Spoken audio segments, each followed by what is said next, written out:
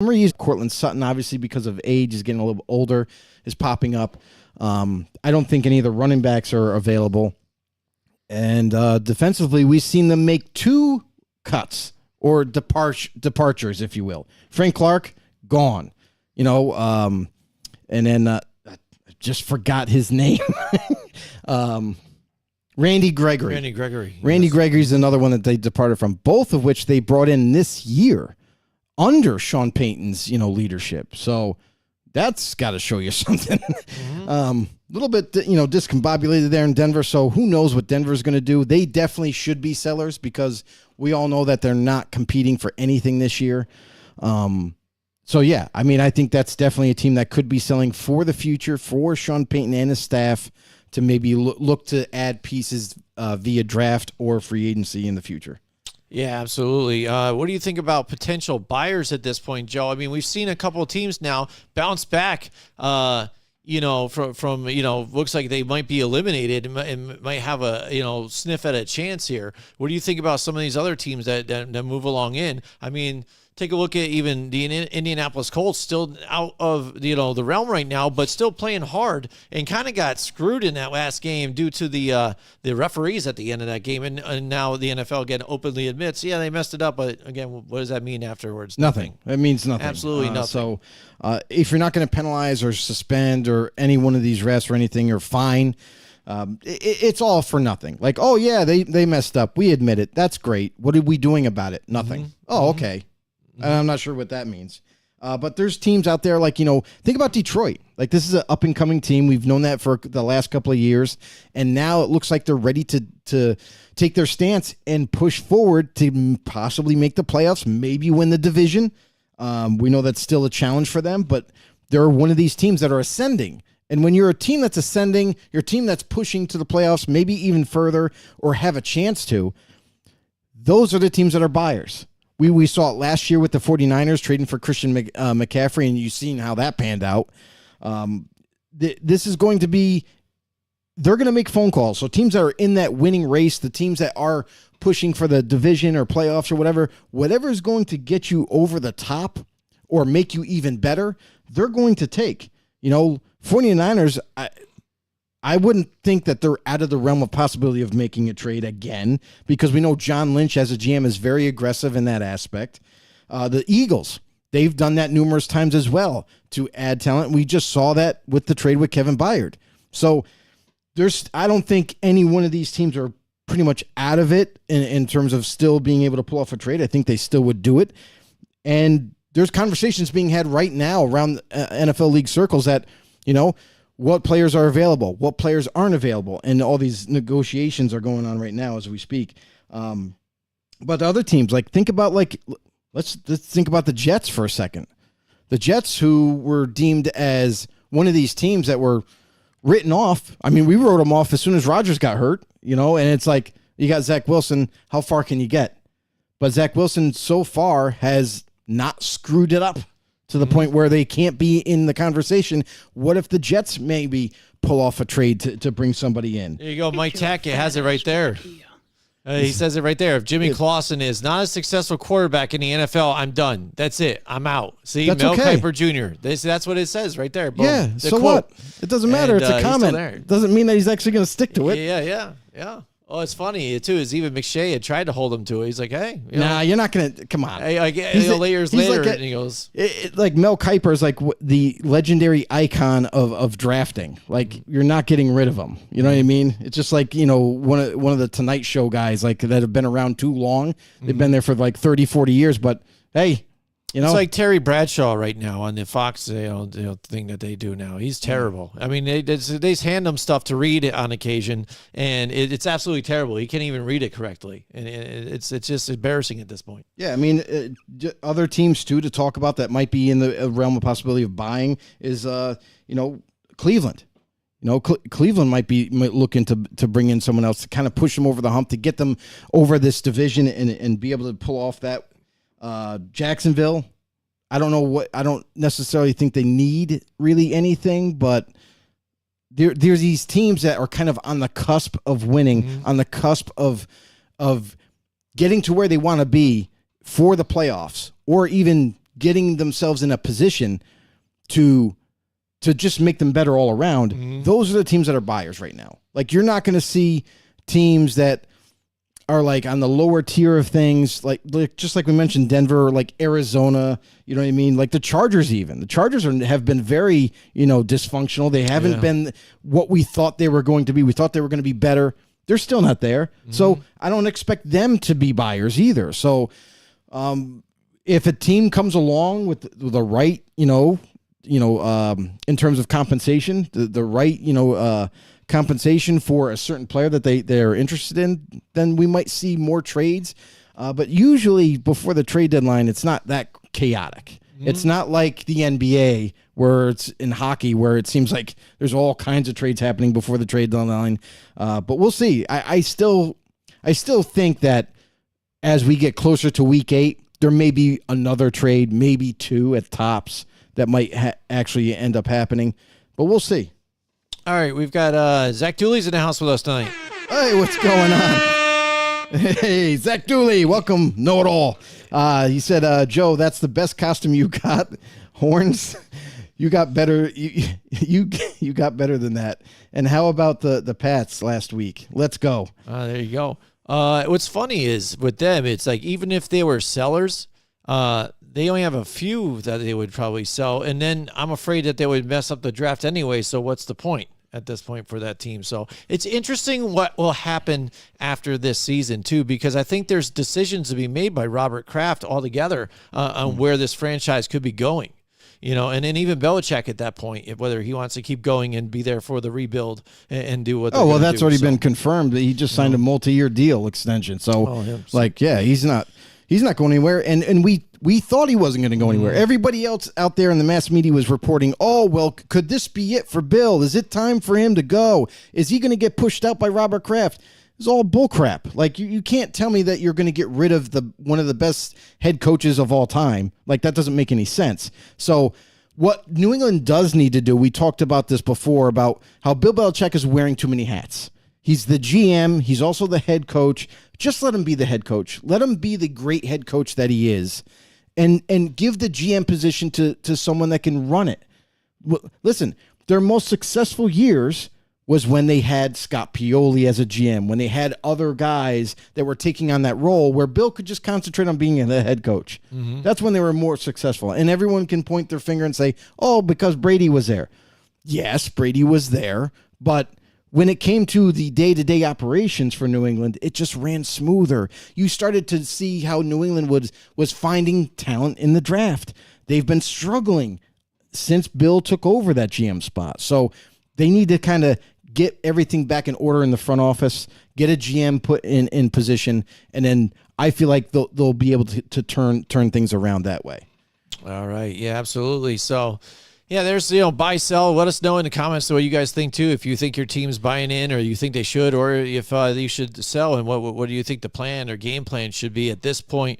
Also out there, it's our Halloween special, so let us know also in the comments, what's the worst thing you ever got on Halloween night when you went trick-or-treating? Everybody has that house you go to that's actually terrible, and you're like, man, these people are terrible. They give out terrible things. I got a ball of lint, and this is garbage, so we're going to egg them next year or whatever. Let us know in the comments what you guys think out there. All right, so, Joe, we've been doing this thing this year for now 6 years now, so it's the segment everybody loves around this time. It is now time for Trick or Treat. All right, so what we do here is what we end up doing is it's put some one-liners down there. So basically some bold hot takes, I guess, if you will, you want to say. And we're going to go through and everybody play along with us and say whether we think it's a treat, like we like the idea and we believe this hot take, or if it's a trick, like, yeah, I'm not buying that whole thing. So let's go right into the first one. We've got the Deshaun Watson deal is worse than the Russell Wilson deal for the Broncos. What do you think, Joe? Trick or treat? The Deshaun Watson deal is worse than the what? Russell Wilson deal. Russell Wilson deal? The amount of money that they're giving for what they have. That's a trick. That's not true. Like, honestly, like Deshaun Watson, you can say what you want. Like, they gave up a lot in compensation just to get him. They and they're still obviously, he's still young. He's still going to be able to play, multiple years for the Cleveland Browns.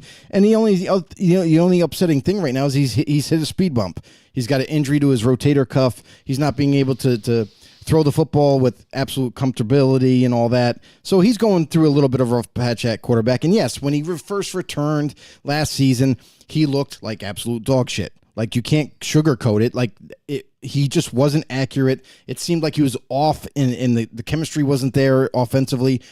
But now, then you take the following year. Like, he started to look a little bit like himself, not in his, Pro Bowl years, but he looked a little bit like he was getting better at least. So there was a little bit of, kind of elation for Cleveland to say, okay, well, he's not where we want him to be. He's not Houston Texans quarterback level yet, but let's see if he can continue to get better. So I think Deshaun Watson, that whole situation there, I know it's tough for Cleveland fans. I know it's tough for people that are fans of Deshaun Watson, but you have to have more patience. I know it's a kind of a ridiculous statement to make, but guy hasn't played 2 years of football. Guy is not in phenomenal football shape like he used to be.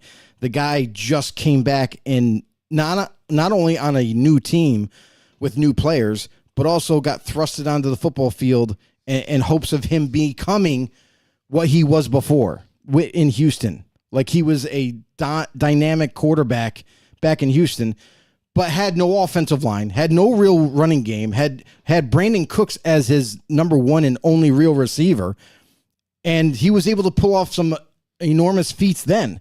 Now you're expecting him to come into Cleveland and be that same guy after not playing for so long. I think that's a little absurd. So let's give this guy a little bit more time to kind of really fully evaluate him and get him back in the swing of things for Cleveland. But it's not going to happen until he gets healthy. All right, we've got Greg Schreiner in the house with us tonight. Hashtag know it all. He says treat. He thinks it's a treat, Joe. I mean, you look at Russell Wilson. If you look at the two together, I would have to say, it's tough because with the Watson thing, because of the injury and the fact that he hasn't been in there and he wasn't all there like basically last season too as well, only half the season. Well, he was suspended half the season. Yeah, so he wasn't there half different. the season here. A little slow start. Yes, I get it, but I think the Broncos, they kind of expected to be something that they weren't. Kind of like, hey, Russell Wilson's the key that's going to get us over the edge. Yeah, and here that's we go, what they thought. and this is going to be the thing. So let's buy in on what it was. They were sold a package of goods that they already kind of knew what was already there. So I could say that maybe it could be a trick because of that. But you really got to take a look at the Deshaun Watson thing and say, hey, this team. We've been listening and hearing how this team is kind of built to win even right now. We went through it through like when they went and grabbed Baker Mayfield. They had Odell Beckham Jr. and everything, all these weapons, Nick Chubb and all this stuff. The defense is primed to where you need to be even right now. And the fact that, he wasn't playing as well started to kind of come back a little bit. But with this injury, though, luckily, it's just like a bruised rotator cuff, but if he ends up tearing the rotator cuff, the surgery, and the fact that he's out, he might not even be the same quarterback after that. And next year, when he's on the roster, his base salary is $46 million. Yeah. So you better hope that he really rests up, and I think that's why they're shutting him down right now and rest him up, because that money is invested, and it's all invested in the back end years. So, and where's your team going to be by then? Hopefully Jim Schwartz, can do something here and keep this team together, and they can work out contracts to keep some of this nucleus together, to keep this defense still here next season and make a run, because next year is really the big payout for Deshaun Watson, and that's the telling tale for him moving forward. But really, they gotta take care of that shoulder, or else that could be it. That could be his whole season. Yeah, then that will tell you. That's exactly what they're doing right now, though. So that's the whole reason why they don't want him out there playing still. They held him out. Like, obviously, here's my thing that's all about the shoulder thing is I'm not buying the shoulder thing right now. I don't think his shoulder is that hurt. Because if it was the case, they would have shut him down, put him on IR, he'd be out for the next 4 weeks, and then let that thing heal or whatever, and then bring him back. You started him last week He was in the lineup. He got a bet. He hit his head on the field. They brought him out for a concussion protocol. Everything checked out fine. He was ready to go back in, and Kevin Stefanski held him out of this game. Something else is going on in Cleveland with Deshaun Watson, and it's not Watson. It's between Watson and the coaching staff. Because if he checked out fine and you started him in before that game, he was out there in the lineup. He came out of the tunnel. He was playing out there with his team, and then just because of this hit on the head, you got to wonder, like, this is a straight up coaching decision right now. This wasn't like, oh, well, he can't play because he has a slight concussion. This was, he checked out good, coach, he's ready to go in. No, sit down. PJ Walker's in. And that to me right there shows me something else is up. It's not just Watson not wanting to play. It's got to be something going on between Watson and the coaching staff for some odd reason, because there's no logical reason not to play your guy that you envision as your best quarterback. Mm-hmm. And for the Broncos, I would say for that whole trade for Russell Wilson, we saw not only was it they knew what they were getting in Russell Wilson. They were getting a veteran quarterback. They knew that. That's what they wanted. They didn't want someone that they had to retool and develop. So they went with Russell Wilson, a vet quarterback, but they gave up a landslide of picks and players just to obtain him. And on top of that, oh yeah, before he even took a snap, let's give him a 5-year extension and an enormous amount of money up front. And we got him for the next 5 years, not knowing what he would turn into for Denver. Mm-hmm. So I would say that's why, like, my thing is I think it's a trick. I think Watson still can return back to what he was. And I understand, Jim, that you're concerned with that shoulder. Right. But then also, if it's not, if you look at it the way you're looking at it, you need that point of view. If the coach that you have is already making an executive decision to pull him out and not put him back in the game as a healthy scratch, that should tell you something, that there's something wrong right there. And that you might have messed up and you invested that money in somebody that you're not even going to put on the field. But that's the thing, is if that was the case, just like I just said, if that was the case, you wouldn't have started him at all. You would have shut him down before the game. You would have not allowed him to play at all. If what was the case? The shoulder or the fact shoulder? That, right. So that's you wouldn't fine. have played him. Right. So then if you even played him, now you took him out, and in the fact it's a healthy, he was healthy and you didn't put him back in, that's just as telling. I think just because you know, as the coach, you don't want him back in, and it's not to keep him healthy. You just think maybe he can't do it. I don't think that's it. Why would he keep him out then? That's the problem. That's the question right there. Is why? Well, it doesn't make sense. That seems like a bigger problem. Right? It doesn't make sense at all. Yeah, and that's the thing, is if it was a question of his playing ability, then you wouldn't even have had him out there to begin with. If you're that concerned of him maybe re-injuring his shoulder, or the shoulder's just not there yet to healthy enough to put him out there, you wouldn't have started him. That's a coaching decision.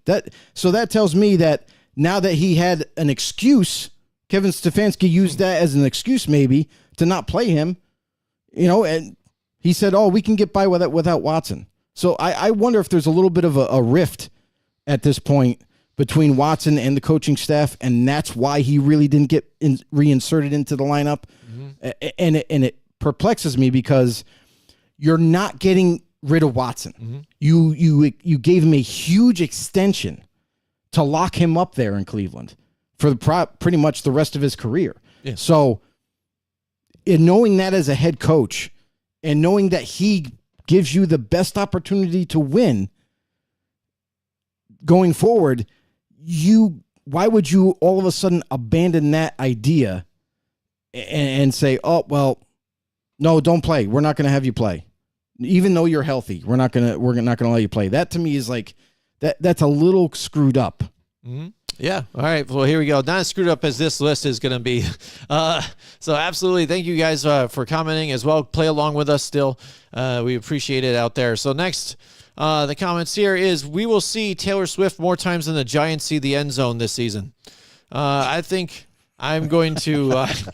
I am going to treat that one. I do not think that is a trick. I think we are seeing way too much of Taylor Swift this season already, and the fact that they have to go to her even after, not even a score, just a first down or just a catch. She's And here. it's not even just for Travis Kelce. It's for anybody at this point. Chiefs score a touchdown. They have to look at her for some reason.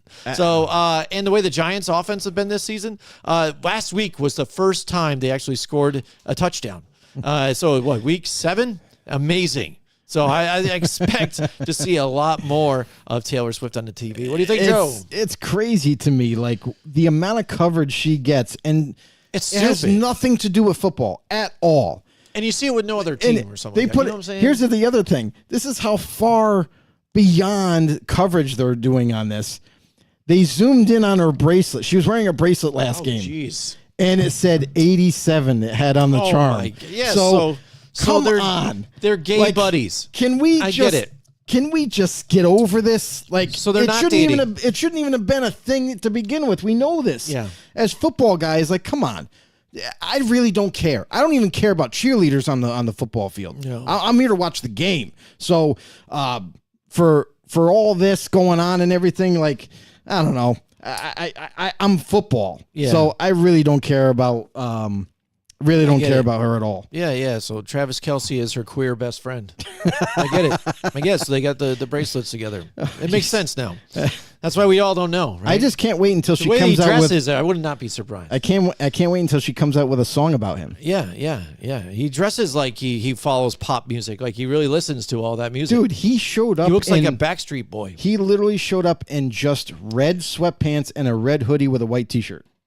That's how he showed up. Not like, how a That's lot of even players. normal. You should see the other stuff he dresses Yeah, up in. no, Like I know. seriously, scrunchy socks But- and ripped pants and a weird bedazzle shirt. What the hell? Okay, all right. Never mind. All right, next, go into the list. Trick or treat. The New York Jets will make the playoffs this season. What about that, Joe? Will the Jets make the playoffs in this Ooh, tough that's a good one. AFC matchup here? But I tell you, their road, the hard part, is kind of past them already, and Yeah. they beat a lot of Yeah. those tough teams. That's true. That's look true. at the teams that they've already tackled at this point, including AFC or divisional, rival here, the Buffalo Bills here. Yeah, I mean, and that's an interesting thing, right? Like we've talked about Zach Wilson numerous times about how it's going to be basically up to him. Limit turnovers. Yes. And then just take what's there as a quarterback. Don't try to make something happen and manage the game. And so far, he's been, somewhat able to do that. Yes, he still has made a couple mistakes here and there, but it hasn't put them out of the running. So I think he's doing enough to kind of keep them on the rails. And the defense, obviously we knew that was going to be the backbone of this team and to help keep them in games. And sometimes they just flat out win for them. So with the Jets having as good of a defense as they do, I think that gives them a very, very good chance. As long as obviously Zach Wilson, doesn't go back to a shell of himself, and they continue to do what's necessary offensively. I can't fight that. So screw it. I'm going to say treat. I think they have a shot. Boom. There you go. Treat. Yeah. And again, like I said, looking at what their record is right now, sitting at 3-3 or 500. Yeah. Buffalo's 4-3. With what goes on with Buffalo right That's what I now, they're mean. just a head scratcher.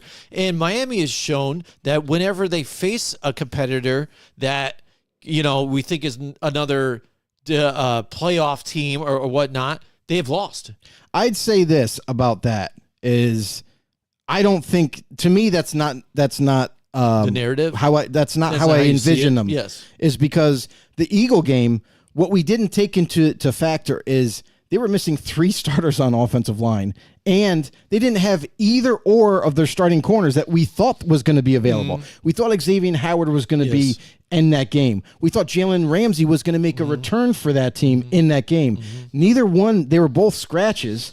And so it's like, now you're playing with 3rd, 4th, and 5th corners out there all the time. That's not really a recipe for success on defense. And at the same time, on offense, you can't help protect Tua or open up the run game. We saw that they had spurts.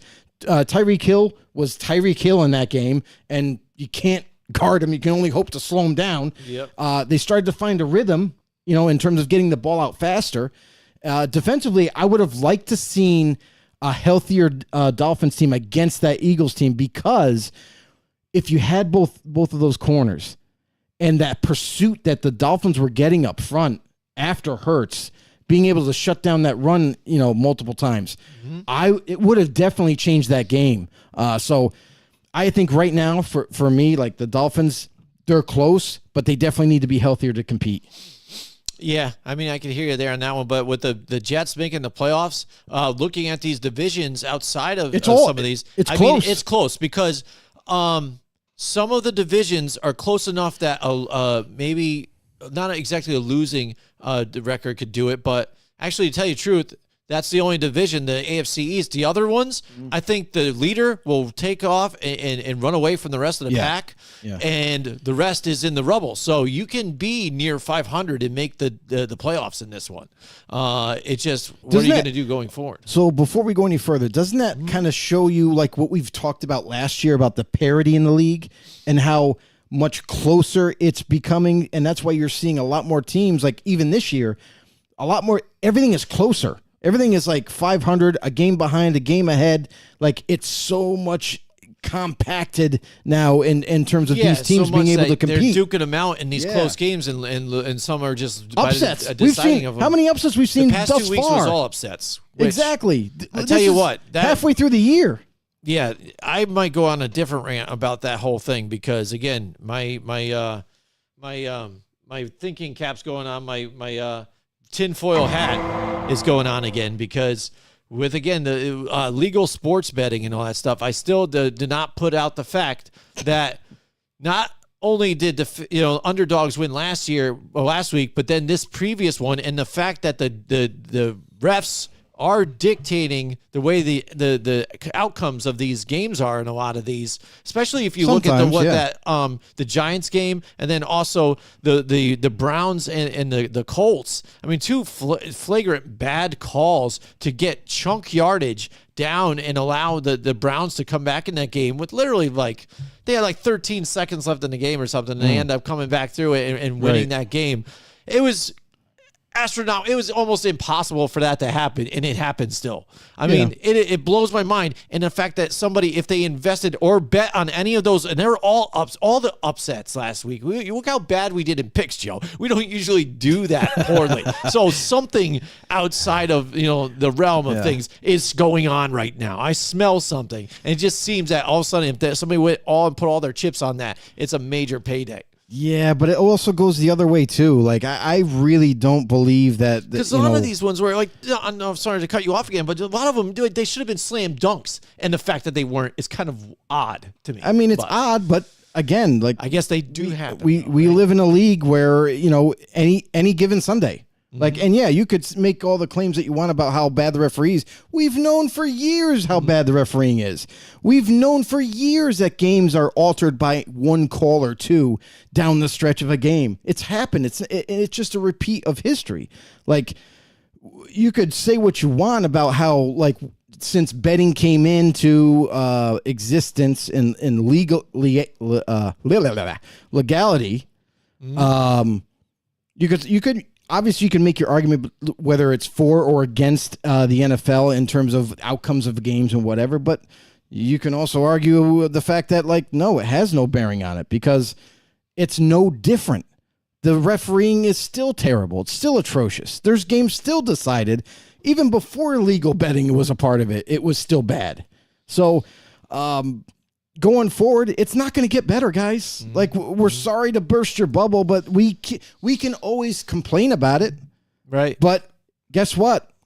We're not the ones that, that are paying these refs. We're not the ones that we can't really make a difference in terms of that part of the game. Yep. Funny thing is now, too, is even now that Tom Brady, now that he can't get in trouble with the NFL, is calling out the referees. So one of the guys that benefited the most probably from all that, especially airing the ball down and getting that pass interference. Right. That makes perfect sense, though, doesn't it? Why would he raise the question on the referees or outcomes of certain games and all that when he was playing? Because he was one of the guys, a proponent of getting all the calls himself. Yeah. Yep. So now that he's retired, it makes sense that he's coming out. And it goes hand in hand with knowledge that we've gained after a player gets cut or traded or whatever. And then he just kind of lets loose and tells reporters, Yeah, I couldn't wait to get out of that locker room back there. He goes, I just needed to, like, me and the coach didn't see eye to eye, or they didn't want to give me enough money to keep me. Like, that's when everything kind of gets vented out, is after they move on. Mm-hmm. Yep, absolutely. So here we go. Moving on. Talk about moving on. We are doing trick or treat. Here we go. So that's right. So that we're going to bring up a hot take, and we are going to tell you whether we think it's a treat or it's a trick. Here we go. Next up, we've got Brock Purdy is just an average quarterback, Joe. After we've seen him suffer his first 2 losses, a lot of, not even from experts, analysts out there who have been behind him the whole time, fans are reacting now. Oh, Jesus. Overreacting more like overreacting. Again, see, this guy's hot garbage. We told you if you have that many weapons around you, he can't do it. He had just Debo out. And look at the mistakes, and he faces a good defense, blah, blah, blah. All right. And now he suffers his second loss again, the interception at the end of the last game here to seal the deal. But, yeah, here we go. Brock Purdy, just an average quarterback, Joe. Trick or treat? Absolute trick. Just absolutely ridiculous. Here's the thing. Niner fans, would you prefer Jimmy G still there at quarterback? I just got to say, no, you wouldn't. There's a reason why the Niners moved on from Jimmy G. There's a reason why they moved on from Trey Lance, who happened to be their 3rd overall draft pick, mind you, when he got drafted. So they've shown total confidence in Brock Purdy. And obviously, I still feel like the fan base needs to support him, because I'll tell you right now, I would love Brock Purdy. Any team would. If they needed a starting quarterback, they would choose Brock Purdy if they knew what he would turn out to be. So with the Niners and Brock Purdy, he's a very successful quarterback. Let's just be completely honest about it. Yeah, you can say, oh, well, he's got all these weapons. Okay, so don't some of the greats in the NFL. Everybody wants to claim Jalen Hurts is one of the best to play quarterback. Look at his surrounding cast. You know what I mean? Dallas Goedert, A.J. Brown, Devontae Smith. Like, he has a ton of weapons too. Like, good quarterbacks tend to have good weapons around them. And yes, there are those rare situations where it's vice versa. But listen, Brock Purdy, he's a very, very good quarterback. He's definitely well above average. And if you were to say elite, then no, I probably wouldn't say elite. But we've seen evidence of him in his young career of helping this team drive down the football field, scoring drives, win after win. So I think that's a little bit of a trick. I think people need to calm down a little bit. You're 5-2, by the way. Yeah. It's not like all hell's broken loose and you're 2-5. Yeah, absolutely. And it is, everybody's quick to hate nonstop once it starts going bad. Guys aren't perfect. And even, I'm glad to even see the analysts aren't backing away even on this. I mean, yes, maybe they bought in a little too much on some of the things, but basically what they are all saying, which I am in agreement with, to an extent, is that, in fact, this guy wasn't even expected to see the field whatsoever as being winning the way he was. So everybody needs to rewind it back and say, actually, because of even in the injury, this is seriously only his, so many with game, just a full complete season basically at this point. Yeah. So, the last pick in the NFL draft, starting, and winning that long until just now is still an impressive feat. He's going to have his ups and downs. Mm-hmm. Look at it this way. As a New York Giants fan, add like 2 or 3 more seasons of a worse record and still not knowing what the hell your quarterback is, like Daniel Jones, and then come back and talk to me. You know what I'm saying? Because, again, you saw what Brock Purdy is able to do right now. Would you want to trade straight up right now, Brock Purdy for Daniel? Right now. Okay. Again, he's shown me that he can do it. But when it's crunch time and you got, moments to go, he was trying to make the right thing happen because, one, they had no timeouts in this last game here, too. Yeah. So he had to try and make a play. Mm-hmm. Just the guy happened to be underneath it and jump the route. It was kind of the right throw to do. Right. But again, you're in those positions. You got to get it done. But before that, it's about game plan. They weren't able to run enough in this last game here. And if 1 or 2 different points, Moody made the game-winning field goal because he marched them down to get the game-winning field. If he makes that, this narrative's already thrown out. Yeah, we're not talking about this. If Addison does not rip that ball away from Ward at that point in this game too and rip off that huge touchdown, that would have been an interception right now. And if he knocked it down, that's 4th and 20, I think it was, or something like 4th and 23. It would have been punting. It's a punt. And that changed the whole outlook of that game too as well. I'll tell you right now, it's all about situations. Absolutely situations. And Jordan Addison made the most of them. Absolutely. I mean, that guy, I criticized him coming out of the draft. I mean, I'm going to be completely honest. I did not have him as one of my top receivers coming out in the draft. But, man, he's been balling out for the Minnesota Vikings. And they need it the most because without Justin Jefferson, it's turned out where they're turning to a rookie as their number one option now. Absolutely. And after Monday Night Football against the Niners, for him to display the game that he did, it's showing all the naysayers, myself included, that, I'm here and I'm for real. I can play. Yeah, absolutely. It's good to see. I mean, because, I would like one of my young rookie receivers to point out and be that type of guy. Right. We haven't seen it yet. That's right. All right, so here we go. Next, so we're playing Trick or Treat. By the way, I'm going to be a trick on that one as well. The best team in the NFL is not the Philadelphia Eagles. Trick or treat? I mean, we're still trying to figure that out. Who is the best team in the NFL? Because a lot of people will point to San Fran, but now that they've had sustained back-to-back losses against Cleveland and against the Vikings, unlikely teams that we thought that the Niners were easily going to have those wins, but they've lost. They got outplayed. Plain and simple. And highly penalized. Too. And highly penalized. That defense, a lot more penalties than should have, and that's what they're not able to get that. And then you look at Philadelphia right now. I'm sorry. It's not all what it's cracked up to be in Philly, especially offensively. Defensively, they're playing like gangbusters. But offensively, we're not seeing the same offensive prowess that we saw a year ago. And that's got to be attributed to the better defensive play calling by some of these defensive coordinators. They've got a whole bunch of tape on Hurts right now, and it looks like they've made slight adjustments to their schemes when they have to play him, and it's hindering him. Like just you mentioned, Jim, there was like all these different media outlets were showing that I've got it up right now, Joe. Yeah, why don't we'll pull that up right now. Yeah, absolutely. Here, 2022-2023 comparison. After the first 6 games last year, completion percentage 66.8, 1,514 yards, 293 yards rushing, 6 touchdowns, 2 interceptions, only in a rate of 98.4. And if you look ahead here at the 2023 season, after the first 6 games here, completions percentage 66.2, so a tick off. Passing yards a little more, so they've asked them to pass more. The rushing yards are down a little bit, but the key point here is your turnovers. Yeah, 7 definitely. touchdowns to 7 INTs, which makes his rate now an 84.7. So a drastic massive drop right there, and massive Absolutely. drop here. And it is the fact that Jalen Hurts, he's seeing things a little differently, getting a little confused more, making those turnovers, and the fact is, key moments in the game. You saw it in the game, what was it, against the Jets, I think it was here, when they have control of the game. The ball is in their court. And if you just run the ball, you tick the clock a lot down, and then whether you make the first down or not, you're just running the clock down.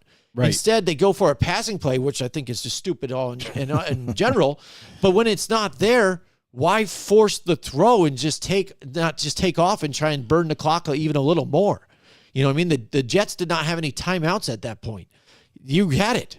Whether you didn't get the first down or not, there was a less of a chance they were going than you airing it out. And just mistakes like that cost to keep you in game. And that's part of this Eagles game. But the fact, too, if you look at their season so far, the teams that they have beat haven't been that impressive of teams, though. And they tell you, when you get those grinding out wins, like they even said this season, like, hey, it teaches us toughness that don't downlook your opponent. Always play and stay in the game, and no matter who it is, and blah blah blah, and get those tough wins. It makes you're better. But some of these opponents that they've played against, that's been closer than you kind of expected it to be. So when they hit those other teams that are tougher, it's a little tougher route for them to get out of it. It's a lot more grinding. Because like we saw, like with the Jets, with a tough defense. Now, if Aaron Rodgers is starting in that game, I think that the Jets probably blow them out of the water in that game. Very possible. But also, like, I have to go back to this Dolphins game. That wasn't a impressive win by the Eagles by any means. Yeah, they kind of took over in the second half, But let's be honest, that whole first half, the Dolphins were kind of in the driver's seat. They were putting all the pressure on the Eagles to try to come back and try to keep up with them. Right. So with the injuries, like you said, even on offensive line, they have injuries. That's what would have made it more interesting to see how that game would have turned out had the Dolphins been a lot healthier on offensive line and the cornerbacks. That would have been really telling then. Then we could have really saw how good this Eagles team is, because I feel like the Dolphins were the first team, obviously before their loss, they're like the very next team that they had to face that was very tough, and it made the Eagles look like, model citizens in the league. Mm-hmm. So, I mean, so for the question for trick or treat, well, it was Eagles. Eagles are not the team, the best team in the NFL. So that leaves it up to you. So you got to take the field at that point. Right? I gotta say that's a little bit of a not the best, so it's a treat. Mm-hmm. I have to agree, because even though we've gone halfway through the season, as we get closer to week 8, there's still no clear-cut team. Like, we thought it was going to be the Niners or the Eagles as a clear-cut team to make it to the Super Bowl. I got to question everything now, because we've seen the Niners get beat by Minnesota. We've seen the Niners get beat by Cleveland.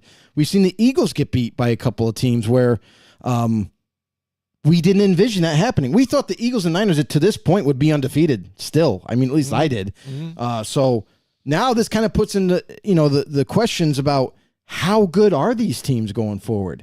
They're really good. Don't get us wrong, but are they dominant teams to where, like, these are just kind of faulty losses and they're going to storm back in the second half of the season and blow up the league? Mm-hmm. Or is this just a showcase, if you will?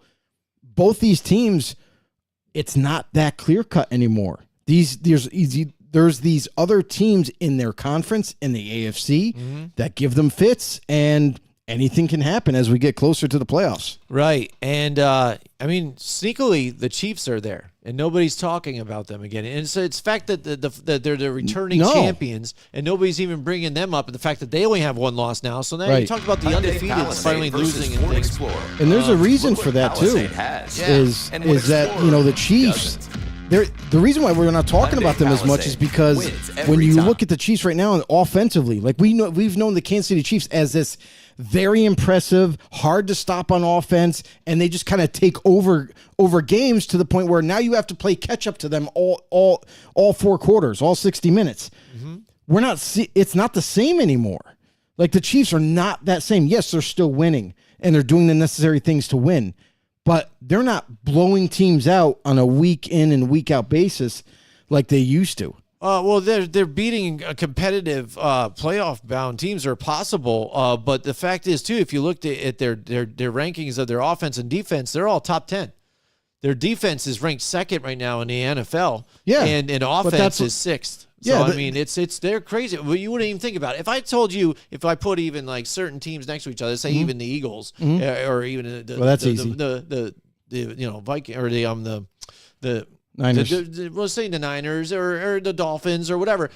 Back and forth with them. Rankings, you want to rank offenses and defenses. Yeah. I mean, you wouldn't even think that the Chiefs probably be like top or number 2 in defense. First of all, would you say they have the second for defense? No, I wouldn't think defense. Offense 6, yeah, you could maybe say it's around at the top. There, maybe possibly. Yeah, maybe. And even the fact that, despite all that, and even having weapons rotate in and out, that the fact that they go and do that trade to get McCall Hardman back, bring him back with the squad, that they had to try to make a move to get another wide receiver here to get that depth going. It's kind of funny to me, but like I said, they're kind of just not being paid attention to, despite the only thing is the Taylor Swift thing. You know what I'm saying? Isn't it kind of funny? I mean, it's like Taylor Swift was overshadowing that the team is 5-1 right now. Yeah, and I'll say this: like, their offense is still good. I'm not saying that. I'm just saying it's not as dominant as it was. It's really not. The stats can say what the stats want. Like, they can go up and down the field, but then end up kicking field goals, and that's how they can still be 41-10. The Bears. You're talking about the Bears. That's a team you should annihilate. Yeah, they beat the Chargers 31-17. Broncos, a tougher game, 19-8. And things like that. That's still and the Jags again are sitting 5-2, 17-9, even too. I mean, okay, so a couple games blowout, they had blowouts. But even again, like pretty. So good. I mean, yeah, but that's what I'm saying is, like, they're not impressive. They're not as dominant as they were before. when they had, let's think about it. When that offense was very prowess and they were literally like blowing teams out on a weekly basis, they were just doing that. The point margin for their wins was astronomical. Like they were seen as, like we talk about this year, what is the best team in the league? They were seen as the best team in the league. And everybody was talking about them. Why? Because they were blowing every team out. Even if it was a good team or a bad team, they were being talked about. Now they're not, because it's not the same. They're still successful, and they're doing things a different way, which is why it's not as exciting, which is why they're not being put on a pedestal and being talked about every week. Right. And in the middle of their season, we will get to see how much they're tested, because they do play the Dolphins, they do play the Eagles, and then they play the Buffalo Bills in Week 14 here. Well, and at the end of the season, I'm still. I mean, we're gonna talk about it more, but I'm still sketchy on the Bills. I don't even know what they are anymore. Right, and I should have probably made that one of the trick or treats. Yeah. Like, what are the Buffalo Bills? Are they a playoff contender? Are they a playoff contender? Because I was gonna say, are they gonna not make the playoffs? Because at this point, who knows with this team? You know, they're like the complete Dr. Jekyll and Mr. Hyde, but they're another team kind of now. They've had that talk where they are, Super Bowl bound, playoff bound, whatnot. It should be their division to have this season with, the Dolphins contending here. And now that the Jets are out of it, technically people thought they were, because there was no Aaron Rodgers, but now even him. Yeah, we all thought that. Doing his special treatments, whatever that might be. Hey, or ayahuasca. He's in California right now. Yeah, whatever drugs he might be doing, or licking a toad's butthole. Who knows? He might be doing something to get back in this season now after that Achilles, which would be insane, amazing. Again, I think he would have to be taking like reptile freaking DNA or some shit like that. Dude, he's gonna regrow like his Achilles appendage. Like, bam, there it goes. You know what I'm saying? It's that's what it would have to be at this point. It could be some kind of nanotechnology that he just takes into his body, and it just automatically reconstructs everything. Something crazy like that. So some sci-fi shit. But for Rodgers, that would be astronomical if he was able to come back at the end of the year at all. Like, even if they were to make a wild card or something, and then here comes Rodgers to start the game. It's so impressive if he's able to pull this off, that it's like Adrian Peterson. Remember Adrian Peterson? A lot of you fans might not know about him, but a lot of you do. Adrian Peterson was like the fastest healer ever. Like, this guy would tear his ACL, and it's almost like he'd be back in like just a few weeks. That's what it was kind of like. It was that fast of a turnaround. So maybe Rodgers, maybe he's doing these different things, and maybe he took, maybe they mixed it up with Adrian Peterson's blood and kind of implanted it in him. Who knows? We've got Mike Tackett in the house with us tonight. Hashtag know it all. Mike Tackett's upset. Playoffs? You kidding me? Playoffs? You kidding me? Too, ever since I changed. Hey, anything can happen. Listen, just like we never anticipated the Bills being whatever they are right now. We're really not sure. So, yeah, it's possible, honestly. Yeah, I mean, and it's crazy how much it is on Josh Allen's shoulders on this whole thing, despite the weapons he got and the defense. But a couple of injuries on defense, it looks like, where the hell did the defense go? Yeah. You know what I'm saying? Well, those key guys, like Jim, I brought it up to a buddy of ours about, you probably saw the group chat we had, throughout the weekend. Tre'Davious White, not having him, and Matt Milano, what a difference is not having those two dudes. Well, I mean, here's what I'll say about Tre'Davious White. They didn't have him last year, and they were able to still be a really darn good defense. So I think Tre'Davious White's whole situation, I don't think it's as prominent as Matt Milano. Matt Milano is the defensive captain of that team. That guy makes the defense run and stops the well-oiled machine. And now you take Matt Milano out. There's no more of that leadership that they had once before on the field, calling all the plays, making checks, as the defense is looking at the offense, like what, blitz, not blitz. There's things that he does for this defense that makes it that much better because of his leadership. So Matt Milano, not having him is actually a bigger deal than Tre'Davious White. Oh, so I understand that completely. I gotta say that I would just say Matt Milano. White, to be honest, they did it without him before, so it's great when they have him. Don't get me wrong; he's a Pro Bowl corner, but Matt Milano is the key, and you can see that now. Looking at it offensively, can't get it going, and again, putting it on Josh Allen's shoulders, and he puts it on himself even too. Yeah, and that's but when they he makes the also most mistakes. they also lost another key weapon. Dawson Knox is now they're down a tight end, and now they got to turn to the rookie. Which, don't get me wrong, he does this good. He does a good job. Good. Like he's killing. Dalton Kincaid is literally he's going to take over that position and going to be just fine. But you mentioned the offense, and it's like it's almost like the for whatever reason, Josh Allen. Now you can say Madden curse if you want to, because he's on the cover and all that, and maybe that's a dip in his play. But let's just say on the football field, he doesn't look himself. It's almost like he's second guessing some of the plays that get called, and he's holding back for some strange reason. That's what it seems to look like on the sidelines. And you look at this team as a whole offensively, and it's like they start to do some nice things in games, and then it's almost like they go away from it and try to make Josh Allen a bigger piece of the offense than they should. Like it's like they like you just mentioned, like they put a lot of pressure on his shoulders to be the guy. Well, you have these other weapons in Diggs and Dalton Kincaid now, and James Cook is thriving. It shouldn't be all on Josh Allen. It shouldn't be throwing as much as they do, and you got to wonder, like, you need to get back to like a well-balanced offense. You need to get back to getting the backfield more involved, not just the passing game, but also the running between the tackles. So I feel like they're still trying to figure some things out. And yeah, they have some injuries that they're dealing with, but so doesn't every other team. But again, it's not like they've lost their core of players and they're just like, well, we're grasping at straws at this point, trying to figure out how to score points, figuring out how to stop people. No, they still got the pieces there. So what is the issue with this team? Are they playing down to their competition a lot of the times, or is it just overthinking and trying to do too much? Yeah, who knows what's going on with them. But here we go. We're playing Trick or Treat. We've got a couple more left over. Yeah, I know. It's tough, though, because there's a lot of passionate stuff going on. Ranting on right now in the NFL. All right, here we go. We're down to these hot takes. We got Tyrod Taylor should be the starter moving forward for the New York Giants, Joe.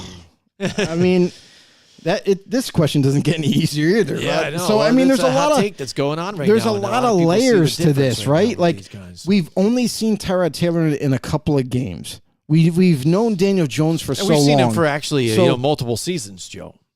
But. Yeah, but that doesn't. He wasn't that much of an offense. You know what I mean? Like, so. I mean, for this to kind of, it's kind of hard to like say, okay, well, I can see the future, and Tyrod Taylor is definitely way better than Daniel Jones.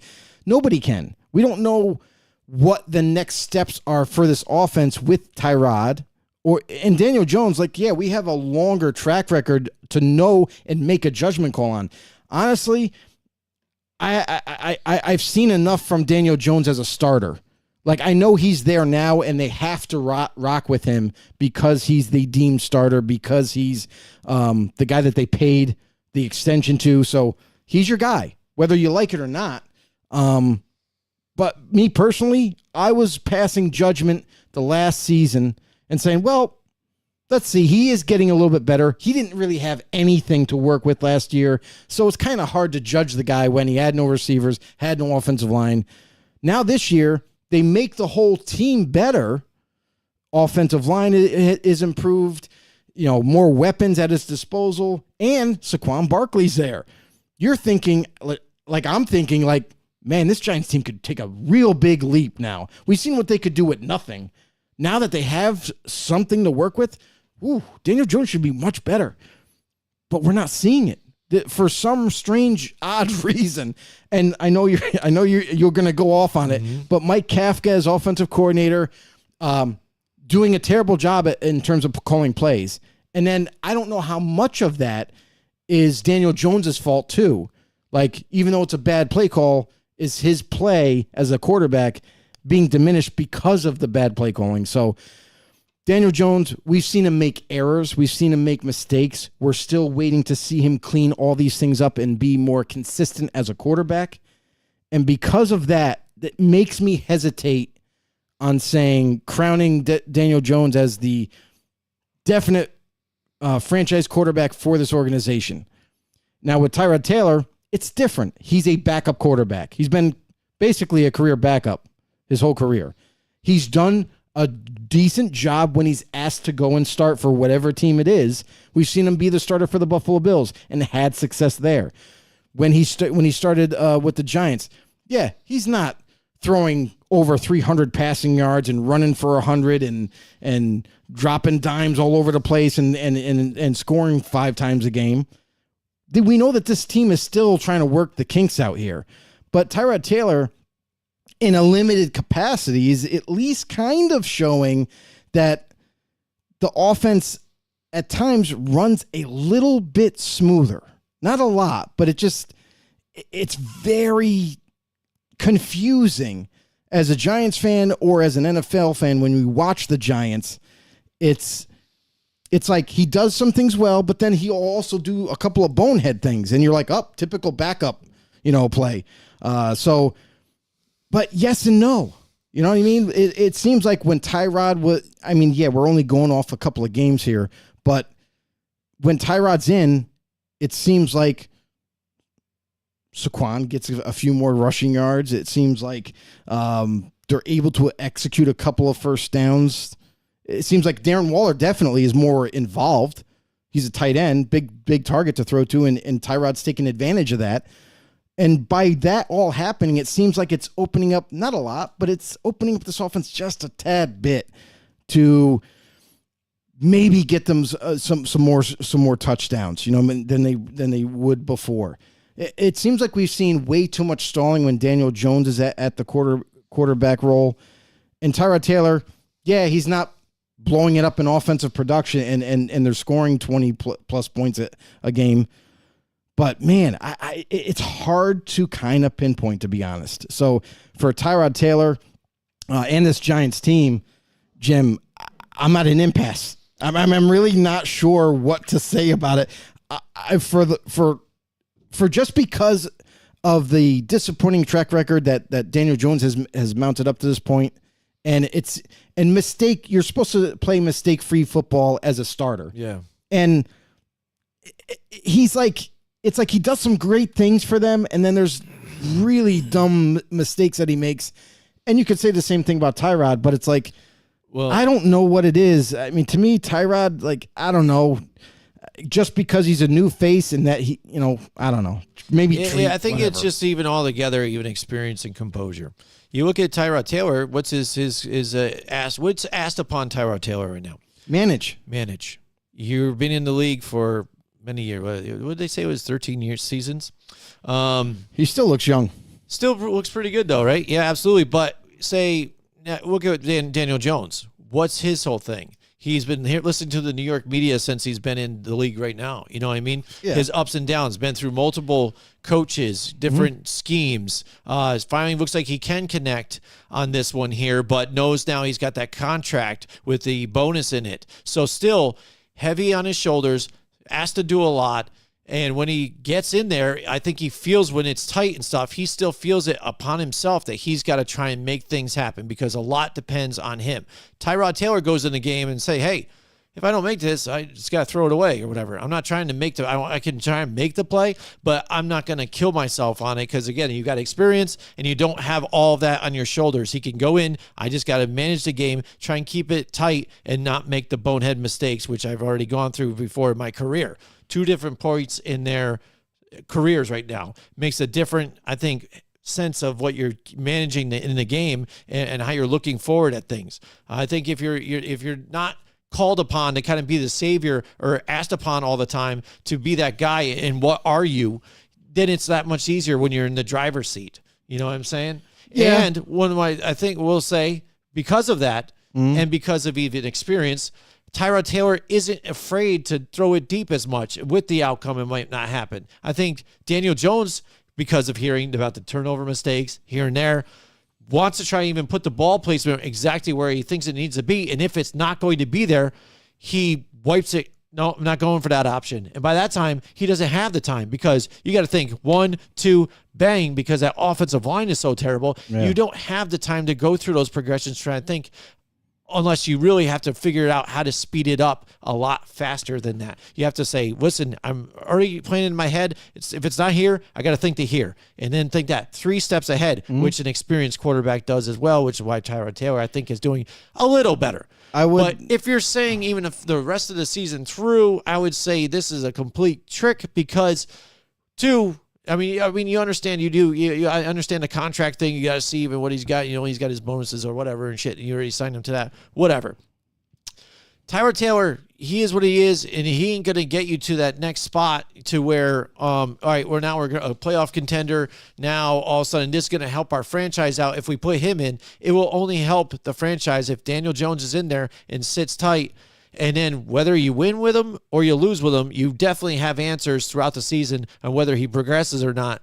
And then you could just move on after this. Because, if you end up losing and having a losing season, you only get a better draft stock at the end of the season anyway. So it only helps you out in that long run if you wanted to get something for him. But plus, if he doesn't hit those milestones, that changes the contract altogether as well. So, I mean, you're not handing him a buttload of money. I get that. I think I don't believe in the Tyrod Taylor thing because he scored there was all game of field goals the last game, so he didn't even score a touchdown last game. All right, and he scored one of the touchdowns this week, or was it all running touchdowns? You know what I'm saying? Didn't really light it up this week enough, and it got scored 14 points. Whoop-de-doo. Daniel Jones has done that already in this season against the Cardinals, in one game, and that was without, that when he did have Saquon Barkley. The other remaining games when he got injured, Saquon wasn't there. Plus, most of his offensive line, actually all of them were gone. At least you're getting Evan Neal back and a few other guys, free agents that they picked up to slot in there. That is better than what they had. I wouldn't say the free agents they picked up are going to be better. They were better than what they had of the backups of the injured. Here's what I'm going to say about this. That is true. The offensive line is better than when Daniel Jones was in there. Here's the thing what I'm going to say. Daniel Jones has been in there long enough as a quarterback and has enough experience as a starting quarterback that you can't make the argument of pressure on the guy. The guy has been there, done that to this point where he's had all the pressure since he was a rookie. And now that you have just like you mentioned, like now that he's starting to get comfortable with this offense, everybody was thinking that this Giants team was going to take off because now that they've added and kind of like almost in a sense overhauled the offense and improved it into a certain point where now you're expecting Daniel Jones to take another big step as a quarterback and make and really kind of grow. But what we're seeing is not as much production as you would like to see at this point in his career. He has this long extension. Now, that alleviates pressure because now you're not worried about losing your job. Last year, you could say, well, he had a ton of pressure, and he overcame that pressure because despite all the criticism that he had last year, no weapons, no offensive line. And for him and Saquon together to be able to do what they did on offense, are you kidding me? That's production. That's showing you that, like, okay, that gives you confidence that maybe he is a guy. That's why he got his deal, is because he was able to overcome the odds last season. And now that you've had this long-term deal, you're pretty much sitting pretty now with the Giants. You're not going anywhere. They're not trading you the next season. Even if you have a bad year, they're not going to get rid of you. But for Daniel Jones, this is an opportunity that you have more weapons. You have, and I get it, like a worse offensive line than last year because of injuries. Yeah, because of injuries, but injuries you can't account for anyway. So, statistically, you can say, yeah, the offensive line is worse than last year and all this other thing. But when he played with a terrible O-line last year, not as bad as this one. I mean, you can say it all you want, but listen. He was able to overcome odds last year, and that was with no weapons. So now that you have weapons, get the ball out of your hands quicker. So you might have to take more of a Tyrod approach, and you're not going to be able to sit there. And I've watched plays where he's held the ball way too long, thinking that he has a better O-line, which he doesn't, and he knows that. So for Daniel Jones moving forward, he has to basically you gotta work with what you have. So as a quarterback, as a leader of this team, going forward, like, you're not going to have a lot of time, especially when you don't even have your starters all fully healthy and up in front of you, that now you're going to have to throw the ball. You're going to have to take the check down. You don't want to. You're going to want the play is supposed to go to Darren Waller down the post in the middle or up the seam in the middle of the field. You don't have that time. Even though he's wide open, you just can't. You get sacked by holding on to it. So as a quarterback for Daniel Jones moving forward, he's got to do a better job of just get the ball out of your hands, bro. You don't have the time. You just don't have the time with what you have. So work with what you have. And I feel like Tyrod, yes, he's a backup, hands down.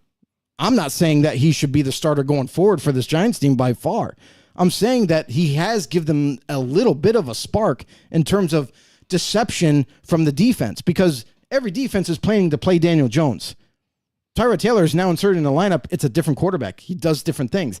He doesn't try to make a play happen, like you said, right? Mm-hmm. So he'll just take the check down. Yeah. And maybe that ends up being a punt, but it's not a turnover at midfield. You know what I mean? Because Daniel Jones might have held it on too long and then ends up fumbling because of the sack.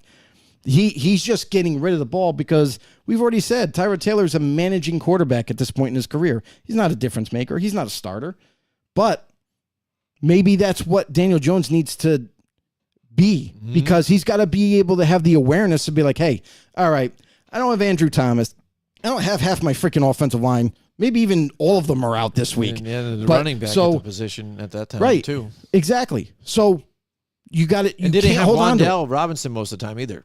I know, but here's the thing is you got to play with what you have in terms of personnel. Like, you got to know as a quarterback coming in that Daniel Jones got to know better than anybody is that, all right, I don't have my guys, so I can't hold on for the big play, even though that play is going to open up, and I know it. I can anticipate it. He's going to be open, but you don't have the time to do that. So you have to be able to just take the checkdowns. Listen, you're not going to be able to be successful in this NFL if he's not able to adapt as a quarterback. And to me, that's what bothers me about Daniel Jones. We've seen him show flashes of being this Giants quarterback for the future and could really, help this team score a lot of points. We've seen it. But this year, don't know what it is about Daniel Jones himself. Don't know what it is about, we all know the play calling's terrible, but still, even with that being said, as bad as the play calling is, just you can't do too much. You can't wait for the big play. You're either going to have to move with your legs, just like you did last year, or you're going to have to take that check down and punt the ball. At least it's not a turnover. At least it's not giving up ground. You know what I mean? So I got to say, I think that it doesn't matter. Honestly, it really doesn't matter who you put out there at quarterback, Tyrod Taylor or Daniel Jones. But Tyrod's a different style of quarterback because he's not going to push. He's not going to push the play to its limits to make something happen. So if it's there, he's gonna sling it. If it's not, he's gonna check it down. So maybe that's what the Giants need right now, just because of what they're dealing with right now. They don't need someone to make a play happen. They just need someone to just manage the game at this point because of their lack of offensive protection. All right, man. We've got a really good, I think, trick or treat this week. We're going right into on all of man. these. All of them. They've been real conversation starters. If you guys have something you want to say, commend Jim right here because he came up with all of these. Ooh, I bring the smoke, Joe. I bring the smoke. All right, there's the last one now for keep I almost said keep or sweep. How about that? Other great segments. Here we go. Trick or treat right here, Joe. The Detroit Lions are a legit contender. Oh, yeah. Boom, that's it. That's the smoke. Legit contender. Yeah, that's a treat, baby. There all the way. I mean, listen, that was probably the easiest one. But here's the thing is the Lions. We expected this team to take another step forward as an organization, and they've done it once again. Like, the offense is as good as it is. We still see some limitations from time to time, depending on who they're playing. But then defensively, I feel like the defense got even better to the point where now the defense is actually helping the offense out. So they're helping get the ball back sooner, quicker, and it gives them more opportunities to score. So the Lions have really kind of come into their own. We saw this team a couple years ago as an ascending team. We didn't know how fast they were going to get there, but man, Dan Campbell in the Lions, he's got them, feasting every single week, and you can't think otherwise, but this team is on the up and up. So it's a treat for me. And we talked about this in the offseason about how this team is on pace to compete for the division this year, and they are. Yeah, no, there you go. There's the trick or treat for this year. The Lions. The thing is, I think what happened last week is, what do they know? All right, they look at Lamar Jackson like, what's our deal? We have to try and we have to contain him. So what I think they did was they overplayed themselves and kept, like, all of them kind of reacted to it. It wasn't like they kept one spy on Lamar. It seemed like discipline. He just told all of them, hey, we got to stop this guy. So it seemed like each one of those guys was like, I got to stop them. So they stopped doing their assignments. Right. And he made them bite on it every single time and just dink and dunked it all over them. And it just embarrassed that defense. To the Lions, as far as their defense goes, when they have to face teams like the Ravens, how physical that they play. And Detroit plays physical too. We're not saying that, but Baltimore is known as a very physical team, and at the same time, they have some dynamic weapons, and one of the biggest ones is their quarterback. So for the Lions going forward, they got to figure something out to where they have to have the ability to play man. And I know that they predominantly play this like cover 2, cover 3 zone a lot, and they like it, and it works for them. But when you get into these situations where you have a playmaker like Lamar Jackson, a guy that's kind of off script type of quarterback, like a Patrick Mahomes, where he kind of just makes plays happen. Lamar does a similar thing, and it throws that whole defensive discipline out the window because, just like you said, guys are like, oh, no, we got him. And then plants his foot and goes the opposite way, and then everybody's out of position, and that's what either he takes off running or he can throw the ball wide open to a receiver because all the defensive play has broken down. So the Lions got to get better at this, and they know this. And this is a good thing for the Lions going forward is, they might have gotten dominated in that game, but it's a good lesson for them to have when and if they have to face them down the road. Absolutely. All right, here we go. Joe, you know what time it is. It's the segment we brought back this year again. It's time for Joe DeCapita's decapitation. Banned in most countries, but not here. It's time for your decapitation. All right, Joe, tell us what it is. I got to say that this week was tough because I watched the first 3 plays, and this one kind of stood out because just a perfect form tackle by, was it Cam Ward? Was that his name? Cam Brown. Cam Brown. Cam Brown for the Giants on special teams. Perfectly formed tackle, drills the guy, stops him dead in his tracks, and sends him backwards in a split second. Just a tremendous hit, a tremendous job by him on special teams.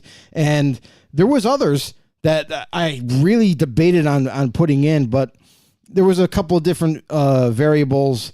Like Witherspoon's hit. Even when they're penalties, you don't like to keep it as it's not really that. But here's the thing: is I look at a lot of different things. I look at physics. I look at like how the person's. So like Rondell Moore, right? Witherspoon's hit on Rondell Moore. Very physical player, loves to hit people as a corner.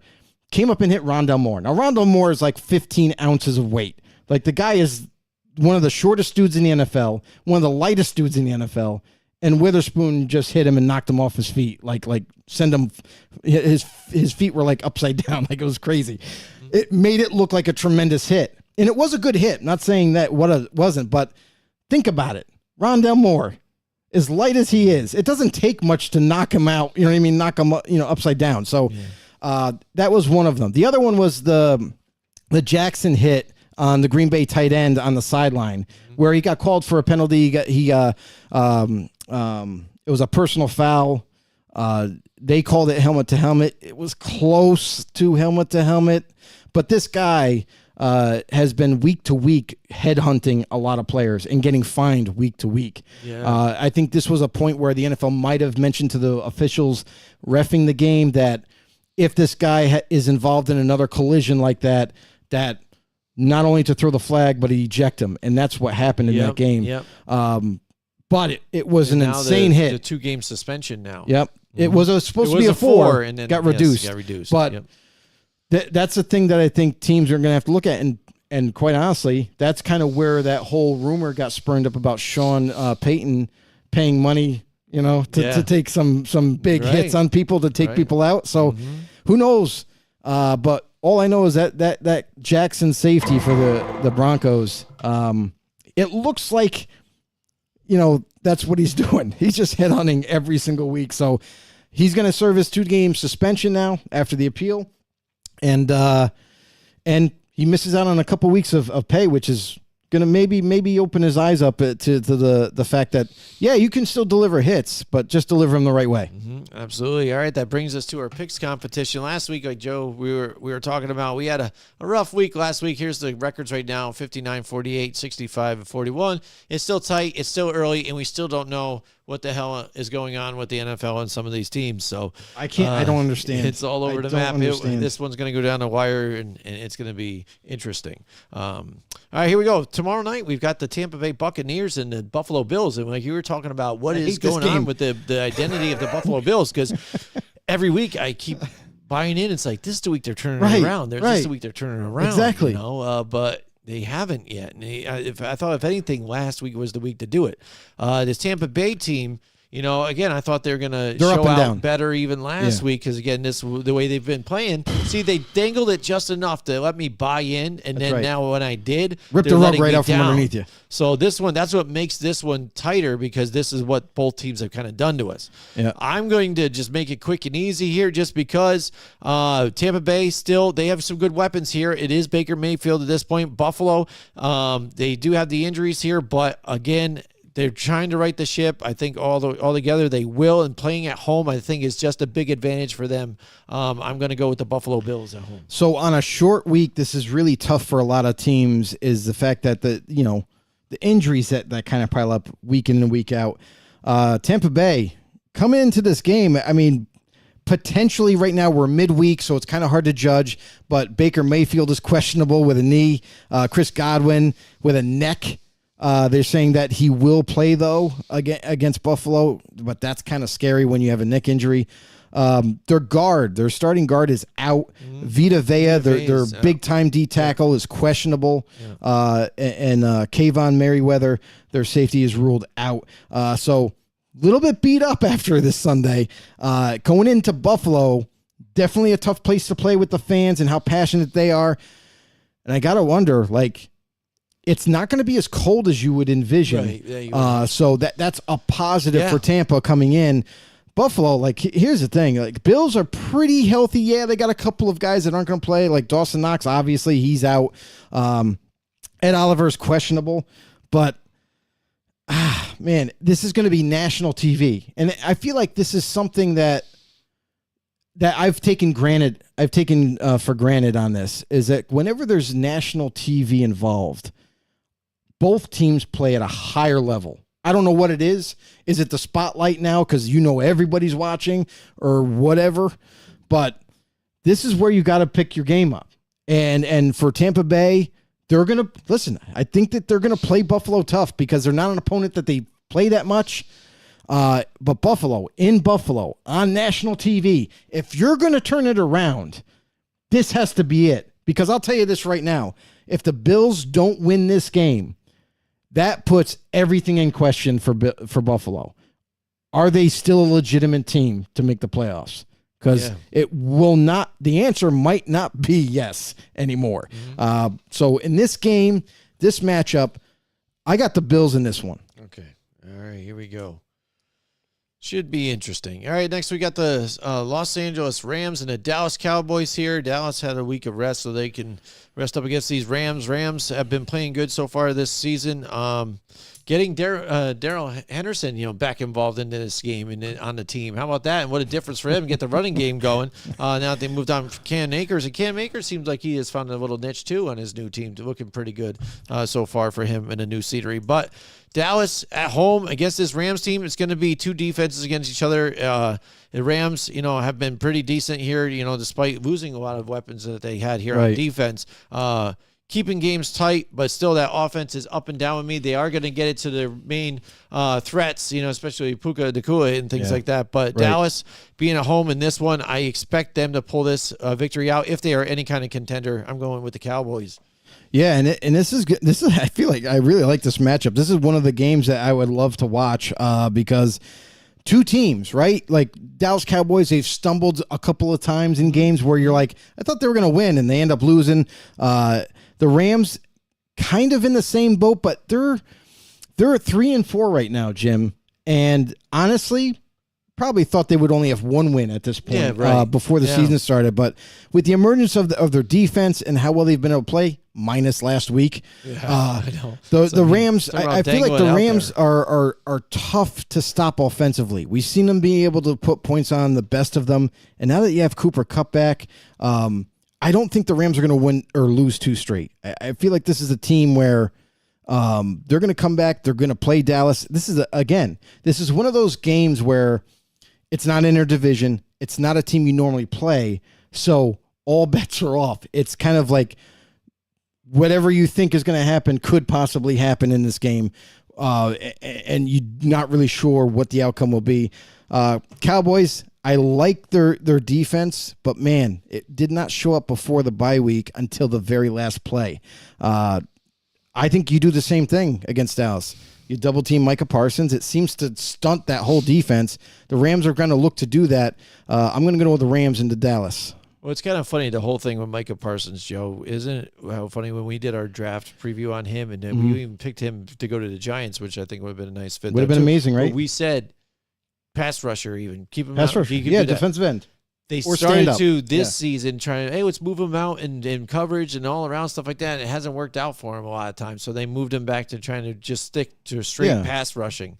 That would probably have to be the key for them here. And that's the thing that and early on this season, they made that move because I feel like they understood, like, finally, I don't know why it took so long, but we've been pounding the table for him to just play pass rusher, just play pass rush end.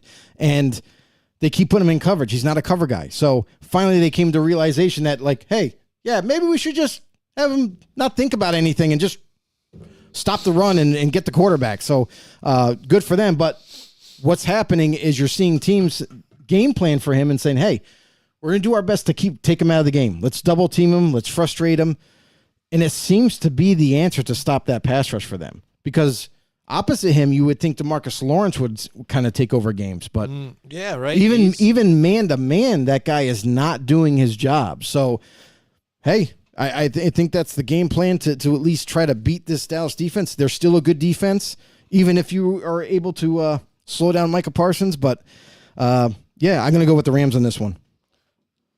Oh yeah, absolutely. So next up, we've got the Minnesota Vikings and the Green Bay Packers. I think this one could be a little tricky because Green Bay always has like the Minnesota Vikings number here, especially when they play it at home, despite who might that quarterback be. And they've been in a couple of tough matchups these last couple of weeks here, going down just to a possession or so. And we're starting to see Jordan Love, again, have those mistakes a little bit, the growing pains that you're going to have with your first kind of go ahead as the starter for one of these franchises going forward. I think they will have the crowd behind them here, and Green Bay is going to keep it close. But if Minnesota plays the way they did with that defense, against this team, I feel really bad for what they're going to do to Jordan Love, let alone what they did, with Brock Purdy and Kirk Cousins. Like I said, ever since that show I watched and everything, and I really like him, and I'm standing by him. And last week he did really well, and he's been delivering the ball. Oh no, it's just Hawkinson not getting some catches, turning into tips, wild interceptions that way. I gotta say, and I mean he's been delivering it. For anybody out there that has been talking shit about Kirk Cousins, like, you got something to answer for that, because he didn't just play well, he played above his level. Like, honestly, in primetime games, his resume is won terrible. In primetime though, didn't he? It's like terrible, in terms of primetime games. But the thing is in that game, it's not just primetime. You were playing one of the better teams in the league, and you flat out dominated them offensively. Like, I don't know. They were limited in the run game up to that point. In that game, they were able to run for some strange reason. I don't know what the type of plays they were calling.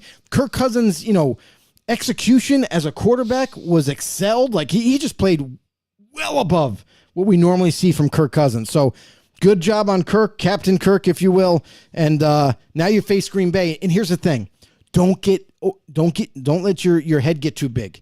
You beat the Niners. Turn the page. It's time to focus on Green Bay. It's time to handle business and get yourselves back into this divisional, competition here for going for the playoffs. So Minnesota played a tremendous job against the Niners. Green Bay, on the other hand, Jordan Love. Green Bay fans were very excited to have him as their starter. Are you sure now? Yeah, you see a lot of mistakes from Jordan Love. They bought in early in that season. I mean, right? I guess they didn't have an option really, right? but I mean, you shouldn't have been so gung ho on that because this guy was untested. Now that he is facing defenses week to week and is now the starter, you're starting to see some limitations by him. You're starting to see a lot of mistakes that he makes, throws he doesn't make, even when guys are open. So that kind of. I pull the reins back now. Like early on, we're like, wow, Green Bay, pretty impressive how well they've come out in week 1 and week 2 and whatever. Now we're getting to the meat of the schedule, and it don't look so hot, whether they're healthy or not. So I'm going to go with Minnesota in this one. I think they're going to ride this hype that they got moving. Kirk Cousins is playing at an excelled level. I think they bring it to Green Bay and get a win. All right, I'm going to agree with you on that one. I like Minnesota over Green Bay in this one. Atlanta Falcons, they kind of surprised me a little bit last week of what they did. See, we go pick them a few times, then we go and turn the script on them, and then they actually pull out a win in this one. So they're going to go into Tennessee. Tennessee looks like they're sellers at this point. We'll find out as they go with this one what happens. But let me tell you, I think they still play better at home, and what they do, and the weapons that they have, I think is still the better. Depending though, and are they going to start Will Levis in this one, or is it going to be Malik Willis? Doesn't matter. I know. Really I guess matter. does it really matter? I guess though, I'll tell you the truth though. Will Levis is the starter though. Man, that's going to be growing pains here. So you know what? I might just go with Atlanta still, just because I'm not sure what to expect, even though. The game plan's got to be to give it just to Derrick Henry, and he's going to do it all and run it all for you. But that's a lot of stuff to do. Just put it all on his shoulders to get it. The blueprint to beat Tennessee is not a mystery. Yeah. You have to stop Derrick Henry. Yeah. And now that you have no threat at quarterback, and when Ryan Tannehill's there, it's different. Now you're like, well, he can still throw it. So we got to be aware of that. Now you're going to have a rookie quarterback, not tested, come in. And he's played sparingly when he had to, when Ryan got banged up. But he's going to come into this game. I don't care about first team reps or not, getting chemistry and all that. This is going to be tough for him. You get your first start, and you got to try to keep this balanced. Don't try to do too much. Keep it managed well. Atlanta's going to lick their chops on this one. They're going to try to stop, not only just load the box, stop Derrick Henry at all cost, and make the rookie throw the ball. Make Will Levis throw the football. Make him make decisions, and try to read the defense. I'm not a fan of Desmond Ridder either. I know that's what makes it tough. That's what makes this game really tough for me. But I like Atlanta's roster better. I like what they have on offensive line. Obviously, it's a lot stronger. They have weapons that they can utilize, and defensively, I feel like they're just better. So I think that they might be able to steal a win in Tennessee just because of all that. Like I said, I might go on this one too, just because of, like you said, the quarterback situation there. How much can you just rely on Derrick Henry? And hopefully, we saw Kyle Pitts get involved a little bit, late in the game, but see if they can do that a little bit more for this offense. I think that's what they need to get it going. It's all there. So if they can limit turnovers, I think Atlanta can pull this one out as well.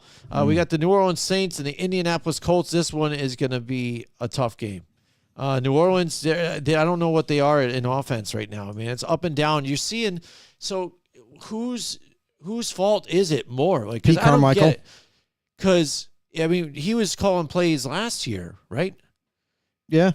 how does it seem that Derek Carr seems like he's more on page? Because we know he's got the photographic memory and everything, so he's read the playbook. He knows it inside and out. How is he not on the same page with the wide receivers that already should know this? No, it's the receivers that are not on the same page with him. Yeah, well, yeah, so it's just basically they're not figuring out what he's thinking right there. Plus, because again, if you know the play, because if you've watched the games, I've watched a few games, and just guys like Chris Olave do not finish the routes. That's where it belongs to. It was brutal watching. And that's why you're seeing a more animated Derek Carr this year. A guy that is literally yelling at his receivers, yelling at Pete Carmichael. Because here's the thing, and that's why I say the offense is stagnant because of Carmichael. Because you have Derek Carr calling him out on the sideline, yelling at Pete Carmichael, much like Tom Brady did to Josh McDaniels. You know what I mean? And if you have your franchise quarterback calling your offensive coordinator out in front of everybody, it's not a secret. The cameras are catching it. That it goes to show you. Now, Derek Carr's a very smart quarterback. He knows the ins and outs of the NFL. You know, he's been there, done that type of thing. He sees things as a quarterback defensively where when they game plan, Pete Carmichael should be on top of it all. And it doesn't seem like he is. Because depending on the call that he makes, a lot of times it doesn't work out. And then I wonder if they kind of restrict Carr in terms of audibling or whatever, because I see like maybe that's where the fire's coming from, is where like we should have done this instead of that play, you know? And then the receivers, the blame goes on receivers too. Chris Olave, there was a play last week where Derek Carr checked on the route where Chris Olave was doing a streak route. It was almost like a hesitation route where he would like stop, fake a hitch, and then go.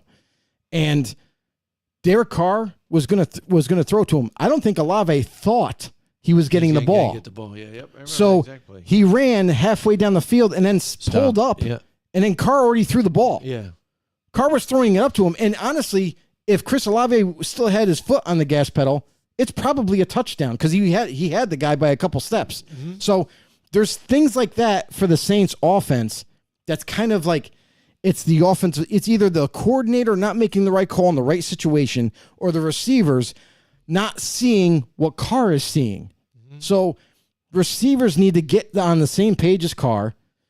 And I don't know if Carmichael will ever get on the same page as an offensive coordinator, but that's really the problem with this offense, and that's why it's so stagnant at times.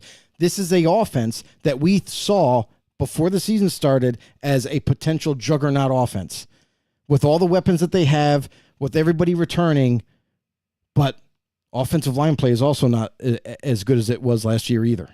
Yeah, I mean, so that's what makes this one tough, because we even saw Indianapolis Colts just play tough against the Browns team and the defense that just dismantled, one of the top contenders. So true, and they play better at home too as well. So as long as they're in Lucas Oil Stadium too, I mean, they're not out of it. No, they're not out of it. So the question marks with New Orleans is the only reason why I'm hesitant on this one. But so when it comes down to it, for me, at least for picks, I'm just going to ride with what I was thinking before the season and what I'm seeing as far as New Orleans Saints should be one of the ones to contend for that division. And be there. And Indianapolis, again, they're starting quarterbacks out. You got Minshew filling in for now. They're trying to figure out what they're doing with a brand new coach. If they could pull this one out, good for them. That means New Orleans, though, is trying to figure some shit out, like we were talking about. But for the safe side, I'm going to roll with the New Orleans Saints on this one. Yeah, I mean, Gardner Minshew to me for the Colts is an enigma. I can't figure him out because one game he'll look like, oh, this guy's deserved to be the starter. And then next week you're like, yeah, he's a backup. Like, he shows his colors to some defenses, like it confuses you. He makes some great, phenomenal throws, great decision-making at times. And then there's other times he kind of just like, it's almost like he's sending the game in. That's how bad it looks. So because of him not being as consistent as I thought he was going to be for this team, and the fact that, they are a little bit banged up at tackle, and the offensive tackle is not a strength of theirs for the Colts. I like the New Orleans Saints going into Indy and getting a win. All right, we got the New England Patriots and the Miami Dolphins. Hayden, New England's going to turn around and do it twice in a row to division rivals, Joe. Excellent. There you go. That's my hot take. No, Miami at home, they love to play the New England Patriots at home. Their record's probably impeccable. I always pick Miami at home against the Patriots because they always win. I'm going to do it again.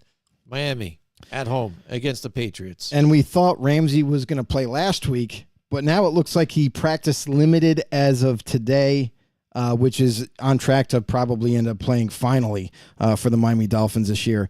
New England Patriots, they managed to figure something out offensively. This has been a team that struggled mightily on offense, and that's an understatement. Their offensive line play has been lacking. Their playmaking skills in terms of getting the ball out of Mac Jones's hands and into a receiver's hands to make a play is also an issue. And Jim, we talked about it last week about what can solve this issue. We said, run the freaking ball. And what did they do last week? They finally ran the ball against the Buffalo Bills, which honestly was amazing because the Bills have been pretty good and pretty stout against the run up until last week. Well, what they don't have is a Matt Milano, who is their ultimate run stopper, though. Yeah, but I mean, still, I mean, it's not with that D-line of the Bills and the lack of the playmaking, for the offensive protection. That's kind of, they took over those games. Or that game. The offensive line for the Patriots beat up the Bills' defensive line. So I think if New England is still able, they have to be able to run the ball in order to have any kind of success on offense. We saw a little bit of it happen last week. Can we see it continue this week? That's going to be interesting. I like Miami in Miami, quite simply because I think that Tua and company are going to get back on track against the Patriots and get the win easy. All right, here we go. We've got the New York Jets and the New York Football Giants. Giants and Jets. Holy crap! Yeah, we're excited to watch this game, right? I am. I'm excited. I'm not. I mean, it's another game where that defense is going to be tight and the Giants are going to be inept. Not going to be able to do anything. Think so? Yeah, I don't think they're going to stuff Saquon and then pin it all back on Tyrod Taylor. So I don't think it looks good. Even though Giants are home, I don't think it makes a difference because Jets are home too. It's all the same place. I like the New York Jets. There are going to be more Jets fans there than Giants fans. Put it this way. So, I mean, on a positive note for the Giants, it looks like there's a positive note? Where? It looks like Andrew Thomas and Evan Neal are both limited up to this point. Looks like we might have a potential return of Andrew Thomas for the first time in several weeks. Yeah. Adoree Jackson also limited. So it seems like they're coming into this game a little bit healthier, especially offensive line-wise than when we initially thought. I would say this, like for the Jets, they're just a very good defense. So I feel like for the Giants, it's going to be an uphill battle for them to score points in this one. They're playing one of the better defenses in the league. And I think that this game is going to still kind of be close because of both offenses, really. Both offenses haven't really kind of blown out anybody or taken over games from beginning to end. Zach Wilson, let's see if he can kind of get into a groove here for the Jets and be able to put up a little bit more points than a few. Giants, on the other hand, I don't know what's going on with Daniel Jones right now. He said it says that he will practice today, but his workload will not increase, and he still has not been cleared for contact. This guy suffered a neck injury, which is very, very, very touchy, very cautious. When is the right time to bring this guy back at this point? Because if he's missed a couple weeks already, and now you're in question of even the third week coming up, do you even take the chance? Do you just say no? We probably just should sit him out, and that gives another opportunity for Tyrod Taylor to maybe try to sway some more fans. Yeah, right. But it looks so much better. We scored 17 points. But I'll say this, because of the standing of two teams, I like the Jets better, and I think their roster is just better overall. Right. I think both offensive lines are kind of weak, so they will. I think the defensive interior can get pressure on Zach Wilson, stuff like that. But then again, turn it back over onto the weapons. I think, Garrett Wilson, I'll take over any of my receivers I have. I'm sorry. So there you go. All right, we've got the Jacksonville Jaguars and the Pittsburgh Steelers. Pittsburgh, that's another team, dude. I can't read this team. You know what I mean? I don't think anybody can. Dude, it's like sometimes they just lay a big fat one, and then all of a sudden they'll just turn up out of nowhere and just light it up. You know what I mean? I don't understand this whole thing. So this one makes it that much more interesting because Jacksonville seemed like they hit the switch. They got it going. They turned it on. Here we go. We're rolling. We're rocking and rolling. We got strung together a couple wins against good teams too. The one thing that scares me though is again, I was watching that last game. They had the lead and they switched their offense up. Let's go run and kill time. Let's go. It's just trying to just work it through the game, but still trying to score a little bit. But then we'll just stay in it, you know. And then that kept the game and the teams back in it, and they almost lost. They can't keep their foot off the gas. They can't just try and keep the motions going. Right. Stick with what's been working. Get it going. You know what I mean? Stay balanced, so then you can get that play action going off of it. Because you even saw when they needed to kind of turn it on, they were able to turn it on a little bit and get, you know, those plays in, and Trevor Lawrence got the big touchdown at the end. But when you got a lead, you can't try and keep it close. You got to shut it down. And for a team like Pittsburgh right now that you're just not sure, plus that defense real good, you can't just try and skim through with, you know, a slim lead and just roll it and try and kill clock the rest of the time. Right. You got to stay on point because it looks like, again, one flick of a wrist from Kenny Pickett to Pickens, and it could be lights out again. Just like that, you lost it and walk out of there with a loss. So it's going to be tough at Pittsburgh. It's going to be tough at home. Jacksonville, man, I want to say they can get it done. I'm afraid. But Me you know too. what? At Pittsburgh at home, you know what? Hell with it. I'm going to go with the silver and gold, or the gold and black here. The gold black and yellow? What are they? The black and yellow. What the fuck they're called there? What are they? Steel curtain. Here's my thing about this game is, like, even though the Jaguars have a 5-2 record, you know what I mean? We thought that they were going to be there, you know, earlier in the season, but they haven't done it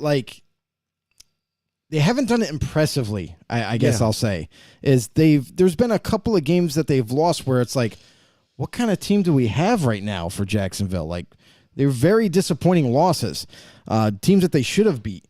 So for Jacksonville, it almost looks like they're starting to get their groove back. It looks like they're starting to heat up. They're starting to get, you know, everything nailed down in terms of an offense, and the defense is excelling. But this is a very interesting game because just like Jacksonville, Pittsburgh, the Steelers are kind of the same way. They're a team that's been up and down, not really sure how to read them, to be honest. And it's not like they've been hurt a lot. They're a pretty healthy team. They got this really good defense, and we thought that they would be more impactful than they are. So this is a very even-ish type of game, I feel like, between the both of them. I'm going to go with the Pittsburgh Steelers at home because it's in Pittsburgh, for one. It's a very tough place to play. But also, there's going to be a little bit of a rain factor, it looks like, heading into Sunday, which I feel like fits right into the Steelers' blue-collar work ethic and grinding out games and being very physical. So I'm going Steelers. Yeah, I think they got to do the two running back situation, get Warren the ball more. He's more like that bowling ball type of hitter runner, you know, like they used to have, like when they had Jerome Bettis in a little bit, you know what I mean, kind of pound it out and get some that chunk yardage. Mike Tackett's in the house with us tonight. What's going on, Mike? He says, let's give Doug Peterson the credit that he deserves. Turn that franchise around a lot in a little time frame. Small time frame, yeah, so far. No, we give him credit for sure. Absolutely. Get down on your knees and tell me you love me. So I mean, that's the thing is, like we do give him credit. He is he's done a tremendous job with Trevor Lawrence. He's done a tremendous job with this offense, and this team overall has been, you know, way better. Like with Doug Peterson and the staff that he assembled, they've kind of not only just turned this team around, but made them a division-winning team in a small amount of time, and looks to do the same this year. Yeah, but it's just, again, I'm not sure again. I'm not bought in. I want to see what happens here at Pittsburgh. The Philadelphia Eagles now and the Washington Commanders. Washington, this was a close game the last time they played.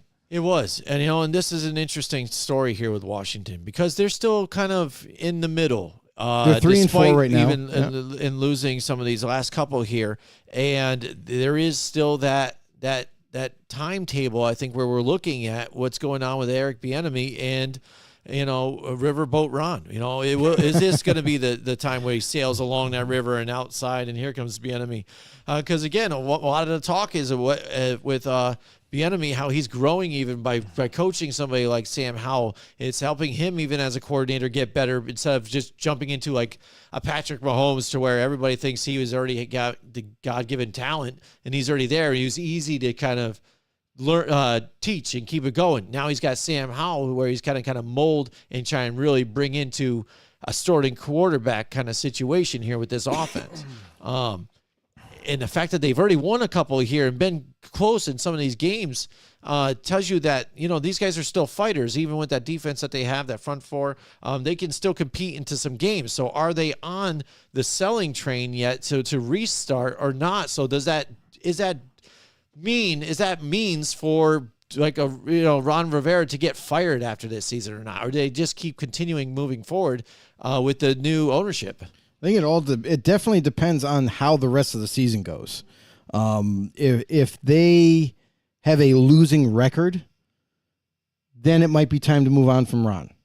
Then that might be the reason. But like I feel like personnel wise, they've started to assemble this team 3 years ago, where they were adding talent, drafting talent, adding free agents, and now we're at a point where you look at their offense, which they didn't have weapons for the longest time.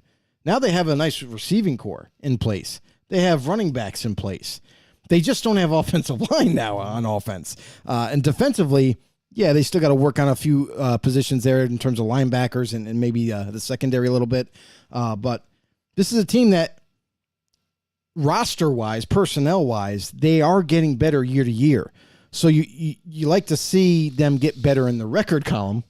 And for Ron, I feel like that's why Washington's players are playing so tough, because they, as players, believe in Ron Rivera. So they are giving everything they got week in and week out for him to try to keep him there. So for Washington going forward, I would say it's going to depend on his record. If it's not a 500 to a above 500 record, then the curtain might have to fall on Ron. He might have to take the blame for it, and they're going to move on with a new regime and bring someone else in. But if he's able to at least get 500, maybe even a winning record, then I think he's pretty safe. I'm sorry I had to go off track and just bring that up a little bit, just because I think after this one, it's going to be a tight one, but I'm still going to take Philadelphia on this one here over Washington. But if they are able to compete in a game like this, it could change the balance of some of that. Yeah, and we've talked about the Eagles earlier in the show and everything, so we don't have to go too far into it. It's like this is a team you're supposed to beat. Really honestly. Like, this is a divisional opponent. You're expected to beat this team. You need to beat this team and continue in the win column. For Washington, time to play spoiler. Try to play spoiler, because listen, they kept that game close last time, and Washington was, man, they might have pulled off a shocking win, if they didn't make a couple mistakes towards the end. Can they do it this time? Let's see. At home, that would be interesting to see that happen. And Ron Rivera could always hang his hat on that one. Be like, hey, but I beat Philly. So, but that all said, I'm still going to go with the Eagles going into Washington and getting another W. There you go. We got Mike Tackett ringing in the comments. Then it made a noise. Football in the know with Jim and Joe. That's right. Yeah, the soundbite is longer than I remember it. I just figured we'd try it one of these times. Oh, God. Okay, so Mike Tackett says, now that Madden has had a few updates, I'm thinking about giving the demo a try. Thoughts on this year's roster update? I mean, new game. I don't play Madden, so Joe, have you played? Mike Tackett, I've been on strike against Madden, so I have no idea about Madden or anything, what they've been able to change. I've been so disappointed in that franchise at this point that I don't even give a shit about it. I'm ready for these other companies like TK, or 2K, and the one that you're working with. I forgot, Mike. What was the game that Doug Flutie game? But Yeah. I don't think they took Doug Flutie's name off it. It's Maximum Football. Maximum right? Football? Maximum Yeah. Football. Mike Tech, give us an update on that. Actually, like how's that going and everything? Because that's what I'm more interested in. That I'm really excited for those games right now. Yeah. I gave up on Madden a while ago too, as well. So I couldn't tell you. Listen, if they didn't screw up, well, they screwed up a lot of things. But my thing is like for us, right? Yeah. When we would create a franchise, right? And They like we avoided would do, franchise mode basically the last couple of yeah, years. they did away with it. Yeah. When they Didn't do had any that updates available for it. and they had the drafting, like to be able to scout players and stuff, when they had that whole thing where you could find out their skills, you could find out little brief descriptions about them, and then projected round and all that, based on how long you scouted the player, gave you a lot better information to draft them. When they did away with all that, now you got to unlock individual crap with fake currency and stuff, and they made it so complicated and it's not fun anymore. So that's kind of, they're missing out a lot in that realm. All right, next we've got the Houston Texans and the Carolina Panthers. Carolina Panthers struggling again, but we didn't expect a whole lot from them. Houston playing a lot better, but who knows? This could be that weird trap game that they cannot pull it off here with Carolina. Either way, that being said, I like what Houston's doing. I'm going to roll with the Texans on this one. We have an update. Mike Tackett said online game beta is underway. Franchise beta was last week. Game is getting better with every beta. Can't fucking wait. There you go. Me neither, bro. Yeah, and I think just the only things I've heard about it is the fact that, with graphics and things like that. But I mean, I think for a small company, they do well, and you're gonna build with that. So I mean, that's not the be all end all of a lot of things with me. A lot of the younger generation maybe, but it's not the be all end all. Yeah, I mean, for this game for Houston at Carolina, listen, we've seen Carolina's struggles. We've seen them actually play relatively well, especially like on national TV. They played against the Saints, and we thought that Carolina was going to get stomped on. And in turn, they almost damn near won the game. So sometimes they show little spurts of becoming a legitimate team in this NFL, but right now they're not there. And with Bryce Young's continuing struggles at quarterback, that's kind of what's holding them back a little bit. Houston, they don't have that same problem. C.J. Stroud, as a rookie, is really came on strong and is showing that he doesn't even look like a rookie right now. Distributing the football, making smart decisions, that's kind of what's helping this team grow. And Houston's defense is much better than I thought it was going to be. So I'm going with Houston. All right, here we go. Cleveland at Seattle. Go ahead, Joe. Why don't you take this one? Yeah, I think I may. The Cleveland Browns, stellar defense. Seattle has another really good defense built. This could be the game of the week, actually. I really like this game. This is going to be a very, very close game. I feel like I don't think this could be the game of the week, dude. You don't think so? No. Why? It might be a closer game, but I don't know. Geno Smith and P.J. Walker square up against two good defenses, though. I don't know. It's going to be tight, I think. Both those teams overall, I'm not looking at just quarterbacks. Game of the week, though. I mean, I think that's a good game. What are you talking about? So, Cleveland Browns. Holy shit. Seattle Seahawks. Before you get into it, Mike just dropped a huge novel. Mike Tackett. Mike Tackett here. My old teammates and current Rams special teams coordinator, Chase Blackburn. Man, name drops. Boom. Bang, bang. Just hit him. Who used to play under Rivera in Carolina before he was the special teams coordinator there, said Rivera is definitely an old school players coach and rewards hard work and definitely prefers to promote from within. Can't blame him for the mess in Carolina. Slowly getting Washington out of the dumpster fire too. Yeah, Mike. You're preaching to the choir here. It's exactly how we feel. Like this guy was ran out of Carolina and blamed for everything, and he shouldn't have been. And since he's been with Washington, yes, it's been some years. It's been a few years, but this team was the laughing stock of the NFL at one point. And now when you say, oh, well, so-and-so's facing Washington, it's not like, oh, well, that's easy. They're going to get washed. Like, they don't even stand a chance. They stand a chance every week. So they got some young pieces on offense. They need a few more pieces to make them relevant again, but they're getting closer. They're definitely getting closer. Even when we thought they were going to take a step back, though, they fought hard and they would actually win the division somehow out of nowhere because, you know, the Cowboys would squander the division somehow. And you're like, wow, they did it. Yeah. Even though while they were still trying to find that quarterback, because, you know, in the last couple of seasons, what have we been doing? You know, let's get Ryan Fitzpatrick. Let's go back to Carson Wentz. You know, let's get that. And let's go try and find these guys. And now they said, screw it. I grabbed Sam Howell from, you know, back in the day. You know, I liked him. Let's bring him over. Let's just roll with it then. What the hell? Let's go. You know? Exactly.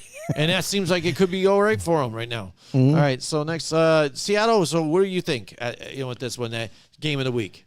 Okay. So, yeah. So let's just say, like, honestly, I think this is going to be a really good game. The Browns, they don't have Watson. He's been ruled out, which is weird. But other than that, they're actually really healthy. They're not really banged up. Seattle, on the other hand, they're missing some players. Uchenna Nwosu? Something like that. Yeah. He's out for quite some time. I think the rest of the year, actually.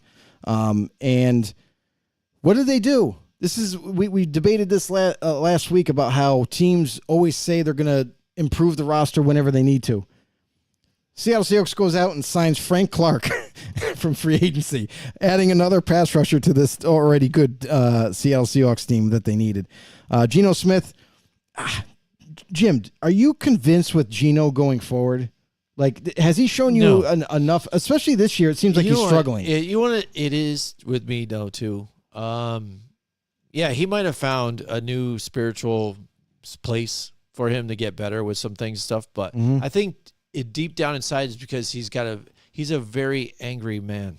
I think he carries a lot of emotion and a lot of things, and he puts it out there. I really do. I think he is very. Why I think he had issues even with teammates in New York and in Buffalo. That's true. He seriously got his face smashed in by you know, a teammate. You know, because he didn't show up or was supposed to do something for a charity and didn't do it and yada yada. Gotcha. So I think he really has bought into this newfound love for religion to fight the demons that he is and the angry person that he is. I think this season now, with some of the turmoil that they've been going through, or even just struggles, it's still tighter for them. They've been doing well last season, but some of these other ones, you see that fire kind of coming back out of them a little bit. And I'm wondering if it's an internal struggle for him at this point, if things get tight, you know, and really tougher for them. Because I'm not exactly sold. I think last year was a nice thing and looked good for him. It was a great story. Geno Smith might just turn out being just that same old Geno Smith, but good enough backup, but not enough to get you to where you want to go. I mean, you know what I'm saying? Yeah, I went further into that whole thing, but I don't know. I'll say this. Last season, great story, like you mentioned, comeback player of the year, and rightfully so. This season, it only gets tougher as a starting quarterback going forward in your years. Teams are figuring out Geno Smith, just like we talk about Jalen Hurts and how his lack of production as a quarterback versus last year. I feel like the same thing is being applied to Geno Smith, is that teams figured out his weaknesses. Teams are figuring out how to play him, how to disrupt him. And now it's time for Geno Smith to counteract, got to adjust. And that's what I think that's the part of his game that hasn't evolved, that he just hasn't been able to bring that out. Seattle early on this year, big time struggling offense. They just had a hard time scoring points. And obviously, like, you could say, well, they weren't completely healthy. They were missing tackles, this, that, and the other thing, but still, you got to make it happen. This game in your own house, this is a game that you have to win. If you've been the starter, you've had some success, limited success at the position. You're starting as an offense. You're starting to figure some things out the last couple of weeks where they look a little bit better and a little bit more like last season. You got to continue to do it. You need consistency. Looks like, DJ Metcalf was out last week. He's coming back this week. So and both teams seem to be pretty healthy across the board. So I'm going to go with Seattle at home. All right. Yeah, I was trying. You okay? Yeah, I was trying to fool people and think I glitched out, and you were still talking somehow, like we had a thing. That doesn't make sense. But okay. I don't know. But I had already made up my mind already with this one. I'm going with the Seattle Seahawks on this one. All right. Next up, Mike Tackett, I think, has a comment here. There he does. As quick as Caleb Williams' stock is dropping, he could be there at 25 for Seattle if they elect to not re-sign him. Gino, he's talking about. Yeah, I mean, it's possible. What can you say? But here's the thing is, like, even though his stock is dropping based off of his tremendous success last season as a college quarterback, this is the NFL, as you know, Mike. It's a different breed. So if you're struggling right now in college and you're not at least continuing your success from a year ago, that doesn't look good. And you're dropping down. But there's a lot of draft experts, I guess you call them, or guys that have followed college and follow certain players all the way through their careers until the draft comes, that they're all saying that they're not changing their minds on him right now. They're saying Caleb Williams, yeah, he's not as good as he was last year, and this, that, and the other thing, and making some bad decisions, but they still crown him as the number one quarterback coming out. Now, is that just the hype talking that's continuing to go on about him, or is it just their ignorance to change their minds about this quarterback? So Caleb, in my eyes, I don't think he's the number one overall quarterback. I've seen enough this year to where he struggles week in and week out, creating turnovers, uncharacteristic of him from last season, but it is what it is. Some guys get better with pressure, and maybe that's what it is now that the pressure's on him to be this best quarterback coming out, and he's faltering. And then you have other guys like Michael Penix Jr. that's rising, and now he's starting to be the talk of the town. So, Drake May, another one, so there's guys out there, but I would say this. I mean, Seattle Seahawks going to do what Seattle does. They usually take the best player available as it is. If it happens to be quarterback at 25 right now, currently where they're at, so be it. But we're only halfway through the year, guys. So we still have to wait to see what their record ends up being in the second half. Yeah, and Seattle, I think, has always drafted really well, too. So I think I'll be pleased with whatever they do and when they do it. And when I think they might be out of it, they still find a way to get it done. And not to mention, they're one of their front office is one of the better organizations to find talent out of thin air. Like undrafted free agents, guys that you just never even paid attention to, and all of a sudden they make them into starters. So there you go. All right, so next we've got the Kansas City Chiefs and the Denver Broncos here, a divisional game here in Denver. I'm going to go out on a limb here. Yeah. I'm going to go Kansas City, everybody. I know it's shocking. Oh I know it's shocking. Jim mentioned earlier in the show, if you missed it, Jim mentioned earlier in the show about the Chiefs and how their offense is not being talked about very highly around media. Too. I mean, they're the team altogether, and that they're doing it differently, but they're still one of the better teams out there. So, and they're playing one of the worst teams in Denver, a team that can't get it together. And watch, this is the week that they end up upsetting a team. Would be kind of funny. Right. But Denver Broncos, I just don't think they have enough. And they got rid of some of their defensive talent. So, Kansas City should have this one easy. Suspended, too. So that would be part of it. So I'm going to go with the Kansas City Chiefs on this one, too, as well. And prop bet, as you see, Taylor Swift probably 5 times. All right, Baltimore Ravens and the Arizona Cardinals here. Joe, Cardinals, again, they are who we thought they were. Baltimore, I think, played really well last week. I think they'd even take a tick down a little bit because they kind of overdid themselves, I think, in this one. So I riding high, but I still think they still take this one pretty easily, handily here. I'll say this. Last week, they put on a clinic defensively. Ooh. They put on a clinic offensively. They were just hitting on all cylinders. Baltimore, even though they have to travel to Arizona, not that big of a deal. I think Baltimore is going to be able to handle Arizona despite possibly the return of Kyler Murray. Sounds like he practiced today in limited fashion, and we'll see if he even gets the go-ahead to start. But both teams pretty healthy. Roquan Smith and Marcus Williams are the only ones that it might be in jeopardy of missing the game. But even that being said, I'm going to go with the Ravens. All right, next we got the Cincinnati Bengals and San Francisco 49ers. This What do we do? Is the game of the week, Joe. What do It's gotta we be. do? Because there's not a lot of good games even. There's some tighter ones, I guess, but if you want to look at some of this elite talent, I guess, or whatever you want to look at, I mean, this is probably the game of the afternoon to watch. The Cincinnati Bengals, they're trending upwards again, but still, Joe Burrow getting a lot of pressure there. In San Francisco 49ers now, it depends, and if Brock Purdy can get out of the concussion protocol by then, because that's a different thing. So if he's not able to play, that's then I'm not going San Francisco. But San Francisco at home, they've been doing very well again in winning still, and they're just a whole different animal. Plus, Deebo Samuel probably set to come back by that one. Deebo So as that would of be nice. Deebo as of today did not practice. Okay. So he's still in jeopardy of missing this game. Trent Williams did not practice either. He's out. That's even though big key that both they of these had from last guys week, too, as well. missed last week as well.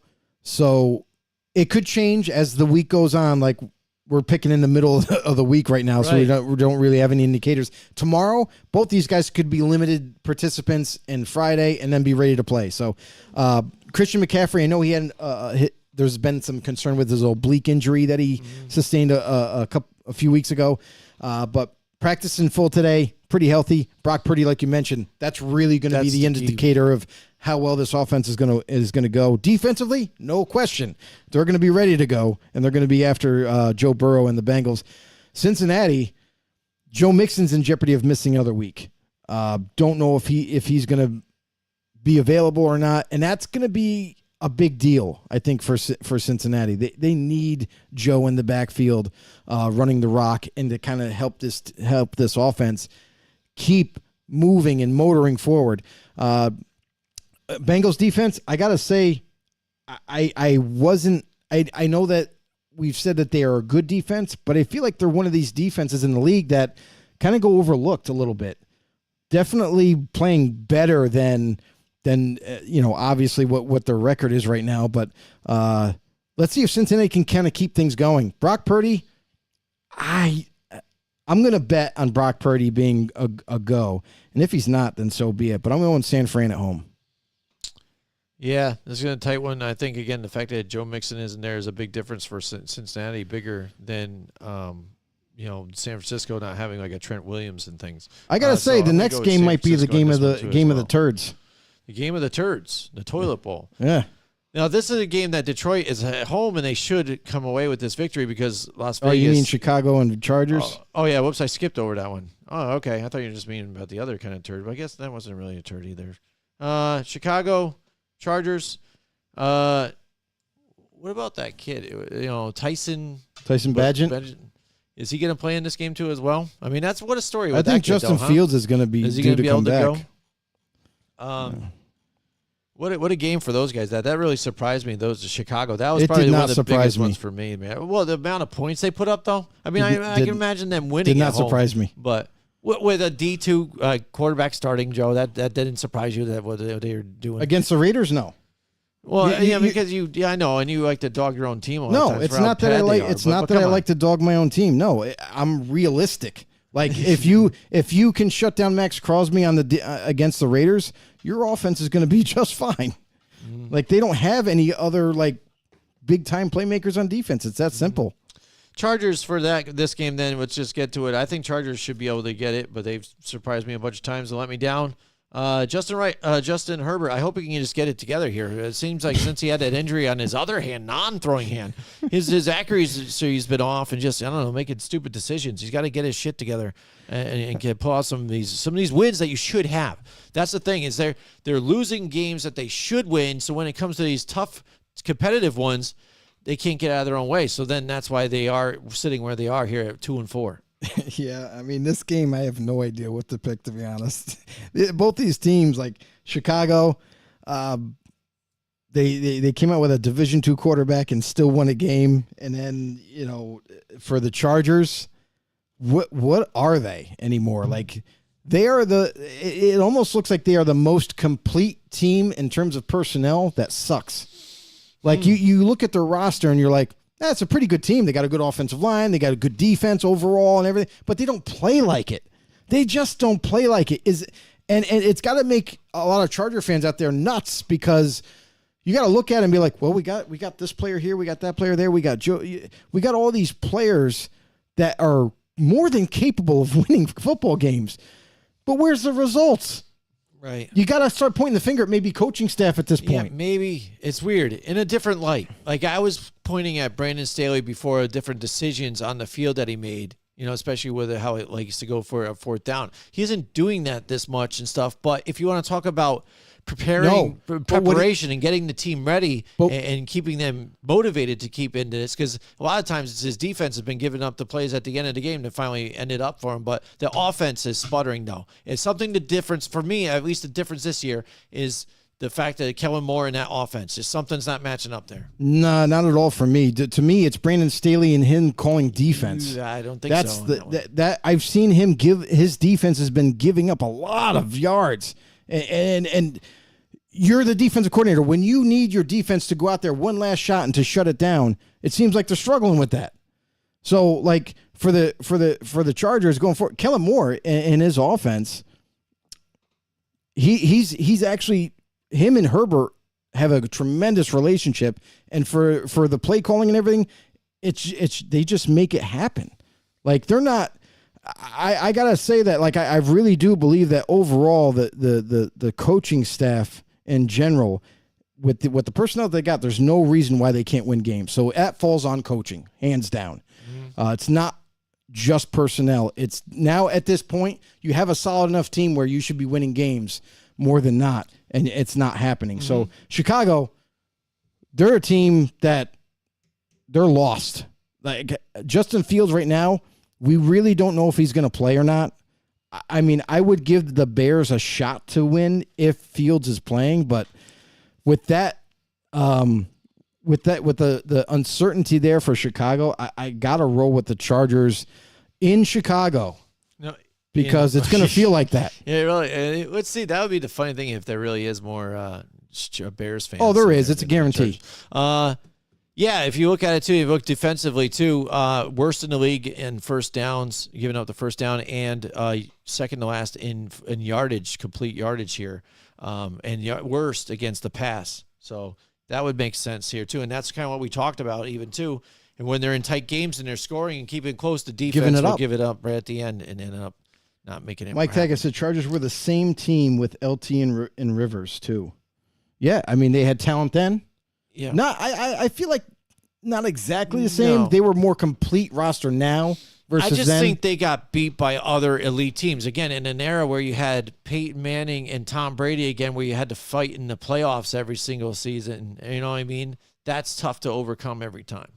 You know what I'm saying? Yeah. Which I guess we could kind of try and parallel it with a Justin Herbert and those guys. But I feel Justin Herbert hasn't gotten to those levels. Like we'll say even the Herbert Chiefs rivalry is big, or not? The Bengals Chiefs rivalry in Joe Burrow is bigger than a Justin Herbert, Patrick Mahomes rivalry. You know what I'm saying? Yeah. Sure. They're not on the same level still. No, they're not that at little all. brother that has tried to get there and just can't. And I think the Chargers have been able to take their division. Not Chiefs been a part of that, you know what I mean? But they'll take their division, and then when they get to the playoffs, with LT and Phillip Rivers, they meet a Peyton Manning who is a division winner, and then another division winner with Tom Brady. Yeah, and not for nothing, but like we gotta just call out Justin Herbert himself. That's I'm like saying. Herbert's play on the football field sometimes he looks like the Herbert when they drafted him to be. But then there's other times when he makes a bonehead, either a mistake or it's just flat out execution. It's not getting the ball to the receiver in the right spot. Or it's choosing to throw to someone else when he should have just taken the check down to Eckler. So there's some miscues that Herbert is doing himself that he deserves a little of the blame too. That's why he will never get the full Subway endorsement. He's got to be behind Patrick Mahomes on that one. Nope. He's like nipping at his heels. Yeah. Say, can I be part of it at least? Yeah. And then, just not being able to He can be the Subway get the deal MVP done. all he wants. He'll never be the league MVP. All right, next up, finally did a game I was trying to jump to in Monday Night That's Football. right. Fast forward. Here we go. Detroit and Las Vegas here. Again, Detroit is a game they should win at home. The place is going to be rocking. Vegas, Joe is again bashing his team, and they should be. They're just not very good. You know what I mean? And like you said, an easy way to stop is trying to stop Max Crosby. So basically, max protect here for Jared Goff, get the running game going, and then that's it. Detroit should win this game. It's not bashing your team if it's true. Yeah, no, I hear you. So it's like what I've been doing with my team because a lot of truth behind what I'm I say just with my I'm team, just too. stating You just know your facts. team. That's all. I'm stating facts about this team. A lot of other people out there might be like, talking like all kinds of craziness about their team. Like there's Charger fans out there that think they're the greatest, and I just don't get it. But for the Vegas Raiders, I mean, they're limited. Let's just call it what it is. Coaching is terrible, and it shows. Because there's games where this team should win games, and they fall flat on their face. Offensive production is lacking. They haven't, as an offense, been able to score. Get this. We're like mid-season. They haven't been able to score over 20 points, or 20 points for that matter, as an offense. How pathetic is that? Like, that is insane. And then defensively, they just don't have the right pieces there. They've done a terrible job assembling this team defensively. They've done a terrible job drafting. I mean, let's just say what it is.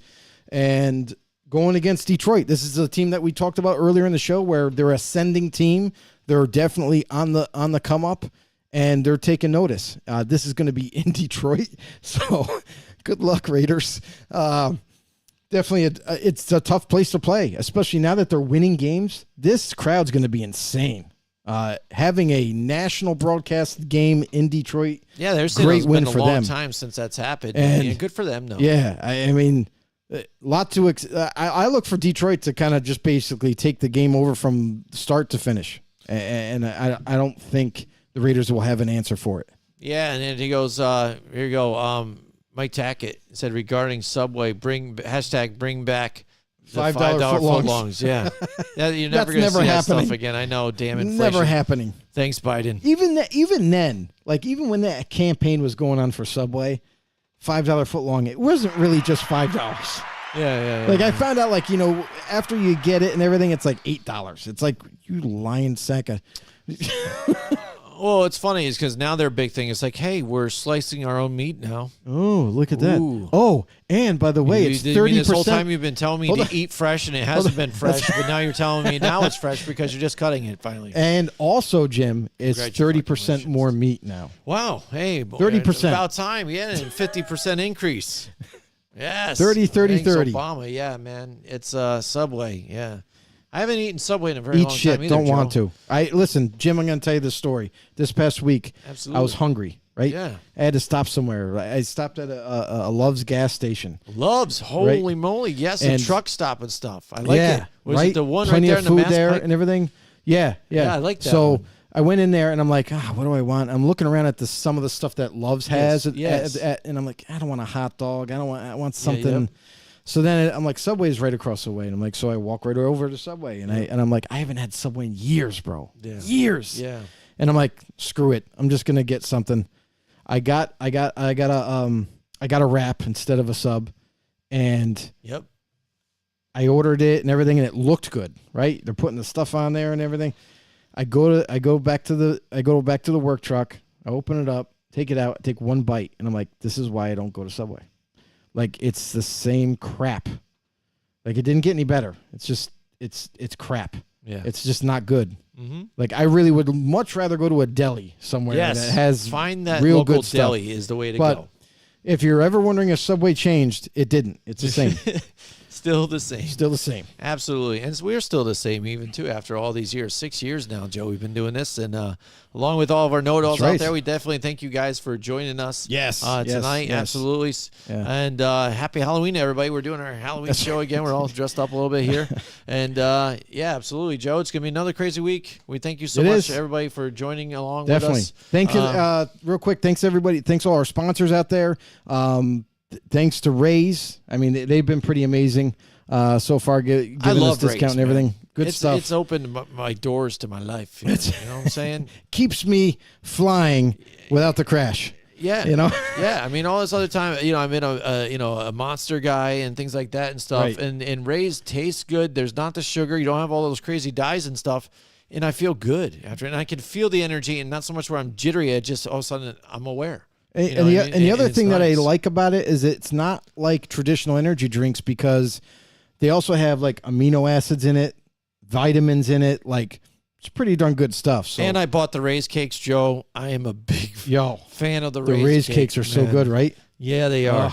I got the chocolate lava cake or whatever. If you want to get some more products, go head over to repsports.com and enter our promo code Raise 'em Up. Listen, we're talking about these Rays cakes, these Rays energy drinks. We highly recommend them. We use them ourselves. It's a great place to get all your different you pick-me-ups, if you will, and some snacks and whatnot. But yeah, American made in Florida. Good stuff. Also, we just want to say, everybody out there, thank you guys so much for tuning in today. If you could do us a huge favor, if you're new to the show, if you're not new to the show, go reach out to some people that you know love football. Head over to YouTube, like, subscribe, comment, share, do all of that. And when you do all that, then swing back and say, hey, I think they are on podcasts too. Anywhere you get your podcasts, iTunes, Spotify, you name it, drop a follow there and become a know-it-all. Would you already? It's been too long. All right. See you guys next time.